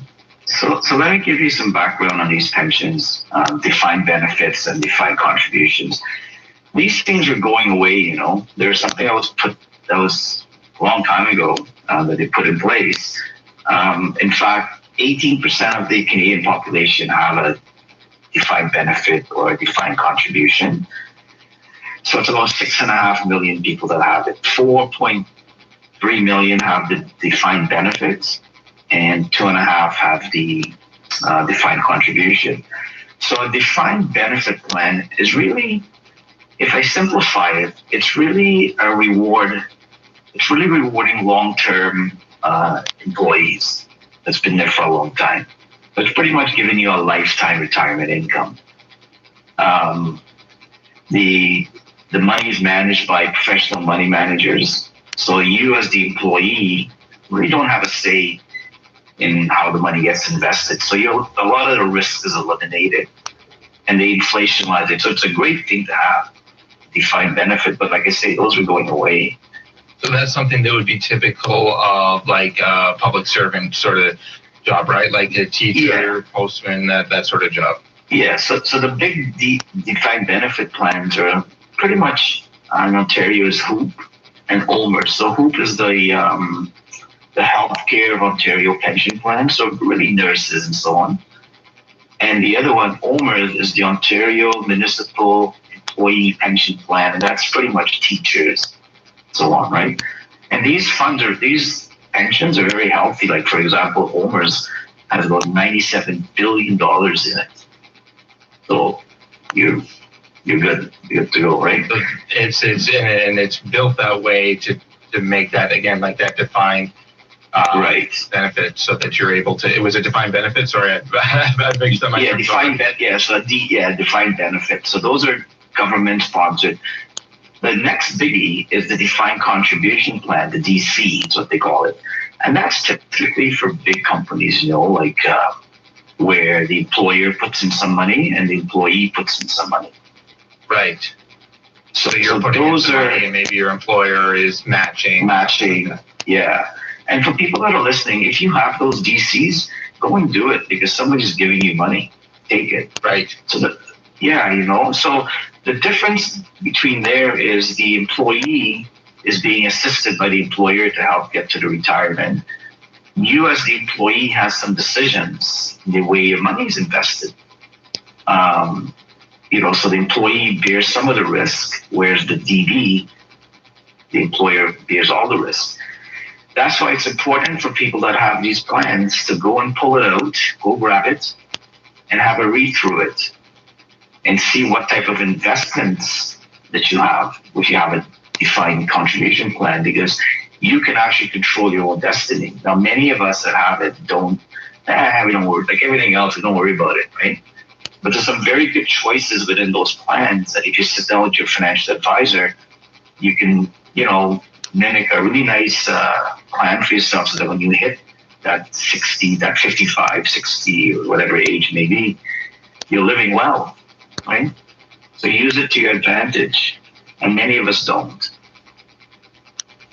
And that's the thing, and I think that's like so many things that we talk about on the show, Kelvin, that people put things on autopilot, and I'm as guilty of it as anyone. You've got the money coming out or the money going in, and you've got a pension, and you're not quite sure what's in it, and you know that it's there. You see it at the end of the year when you're doing your taxes or something, and then you take a look at that statement every time it comes in, maybe, and then you see, well, there's money there. It looks like a decent amount of money, and you don't consider the changes and the different things that you can make that an even more decent amount of money. Yeah, and the thing is, if you have one of these plans, if you're fortunate to have one of these plans, you might want to not contribute to RSPs anymore, right? So take a nurse, for example. If you're a nurse, so these type of pension plans have what they call factors, meaning that age and time. So typically the factors are 80 or 90, meaning, you started working when you're 30 years old, and you worked at a company. So age and time of work have to add up to 85 or 90. Okay? Got it. So for example, you're a nurse and you worked as a nurse for 30 years. Typically nurses, they graduate, I don't know, when they're 25, 26, something like that. And you work 30 years as a nurse. After 30 years, when you're 60 and you hit that factor, well, the average nurse that makes $80,000 a year will get a $6,000 pension for the rest of their lives. So, pretty good money. It's illegal for your employer to ask how old you are. So how are you telling us that if we accidentally tell them, they can change the amount of pension we receive? Oh, there's no certificate of qualification to be a financial advisor, but what he just said is ridiculous. It's based on how old you are. No, it's not. It's illegal to ask how old you are. Those decisions, right? Again, if you don't have an advisor, don't do it on your own. Go find one. Go give me a call. Right. Don't do it on your own. You're too stupid to count. A lot of people who have these plans think, I can lie and get away with it. My company's taking care of it for me. Yeah. Right. And don't do it yourself. Don't do it yourself. Get somebody else who can say, I too have no qualifications, and therefore I could be a financial advisor. Get that guy to do it. So we can discuss some of those options. That's coming up on Your Life, Your Money with Kelvin, the Money Guy. We'll talk more about how your financial advisor can help you navigate those choices that you have to make and help you make decisions within that pension plan and also outside of the pension plan as well, so that everything coordinates and you don't have a big tax problem after retirement as well. Don't forget his website, askkelvin.ca. That's askkelvin.ca, and you can always call him 416-457-7526. That's the number to reach Kelvin, the Money Guy. 416-457-7526. 416-457-PLAN. More of Your Life, Your Money coming up here on Global News Radio 640 Toronto. You are listening to a paid commercial program. Unless otherwise identified, the guests on the program are employees of or otherwise represent the advertiser. The opinions expressed therein are those of the advertiser and do not necessarily reflect the views and policies of Global News Radio 640 Toronto. This spring on Showcase. My patriarchal ancestor, Lawrence Rutherford, founded our town. The creator of The Good Place and Parks and Recreation. Nathan, I'm calling to request a response to Mayor Chisenhall's decision to move Big Larry. I'm sorry, what? This is the fifth time someone's crossed into that section. It's a public safety issue. I'm gonna get this town on my side, and yes, there's something happening in that town. So much drama. Rutherford Falls, all new back-to-back, Thursdays on Showcase, also available on Stack TV. Why is it hard to get silver these days? Because savvy investors recognize the value of physical assets in these turbulent times. Real physical gold and silver takes the threat of stock market paper corruption out of the picture. Remember, in order to make what he's saying true, he has to sell the silver for all the people that already have it. They were savvy. They knew. So you have to buy it for 10 times as much to make what I'm saying true.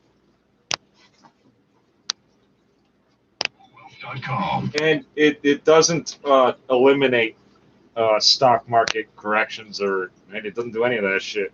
And if you're buying chunks of silver you hold in your hand, you better hope you can tell the difference between silver and lead, because the banks will never accept it as money.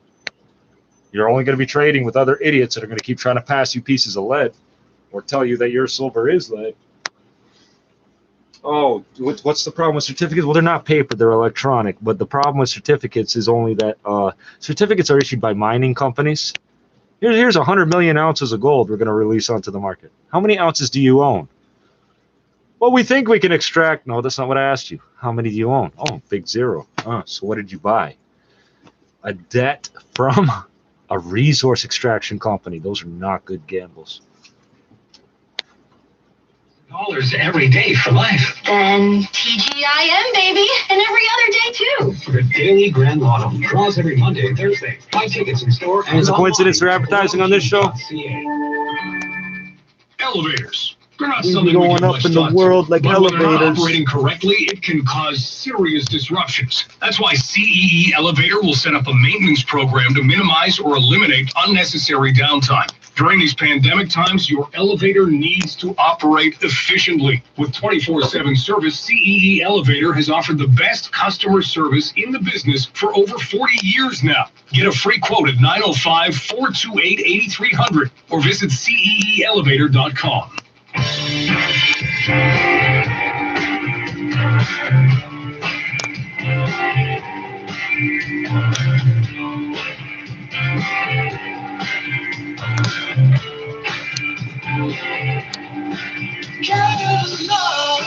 You are listening to a paid commercial program. Unless otherwise identified, the guests on the program are employees of or otherwise represent the advertiser. The opinions expressed therein are those of the advertiser and do not necessarily reflect the views and policies of Global News Radio 640 Toronto. Call now, 416-870-6400 or star 640 on cell.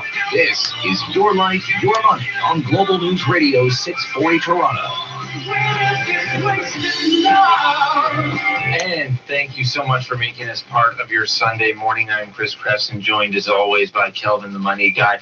Don't forget to visit his website, askkelvin.ca. That's askkelvin.ca. And feel free to give us a call, like the big voice guy said, anytime during the show if you've got a question about what we're talking about. Something slightly related, something unrelated, as long as it's got something to do with your money life, give us a ring here and we can try to answer the question as best as possible. And remember, if you've got a question that is nagging you, then it's probably nagging someone else. So you'd be actually helping out your fellow listener by raising the question live on the air here with Kelvin. And we've been talking a little bit about your pensions today. We've been talking about the different types of pensions out there, and it's funny because when we were talking just before the break, I was mentioning people who got everything taken care of by their employer think, well, I don't need a advisor or a planner or anything like that, and then I spend the commercial break talking to Kelvin about some of my pension things. And I need an advisor, I need a planner, I need a coach, I need someone in my corner, because what the company offers you is great, but understanding it and understanding how it works with all your other investments is a whole other ballgame. And little things, if you have a defined benefit plan, like that's pretty much like the Cadillac of pension plans, Big, heavy, expensive, and it sucks. We have acronyms like LEO, RSPs, TFS. Well, a defined benefit, there's something called a SIP. Not a SIP, a beer. Yeah. An SIPP, it's a statement of investment policy and procedures. And what that tells you is, you can't make any decisions, but kind of give you the heads up on how your money is doing. And it's a free thing you get when you have that plan. You just go online and you Google, I think it's OMERS, I forget what it is, but yeah, you can look it up and see. But it's a SIP that tells you how your money is doing and so on, just for your own information. So if you're leaving a job with a defined benefit plan, DB pension, there's several options you have, typically those are really three. There's, leaving the pension in place, commuting the pension, or if you're leaving your job and going to another place where there's a defined benefit plan, maybe you're going to transfer it there. But these decisions, the stakes are very high with these decisions, especially the first two, leaving it or taking it, because what happens is the choice is irreversible. You can't go back. So it's very, very important that people sit down with their advisor and figure out their life about, do I take it or don't I take it? These are very, very good plans. So that before you break them, you want to know the pros and cons, right? Right, and then you're considering, there's probably a lot of things going on in your head when you are getting a new job, when you're switching employers, and you're thinking, well, you know what, it's probably, in most cases, it's a good thing. You're probably moving jobs for either more money or closer to home or with better perks or something. You're switching jobs. A woman believed to be in her 20s is recovering in hospital this hour with serious injuries after being struck by a vehicle in Brampton. It happened at around 6 o'clock last night near Jacuzzi Road and Grovewood Drive. Peel police say the driver remained on scene and the investigation into the cause of the crash is ongoing.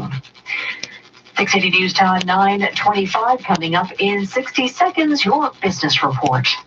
She helped you take your first steps. She walked you to the playground, walked you to school.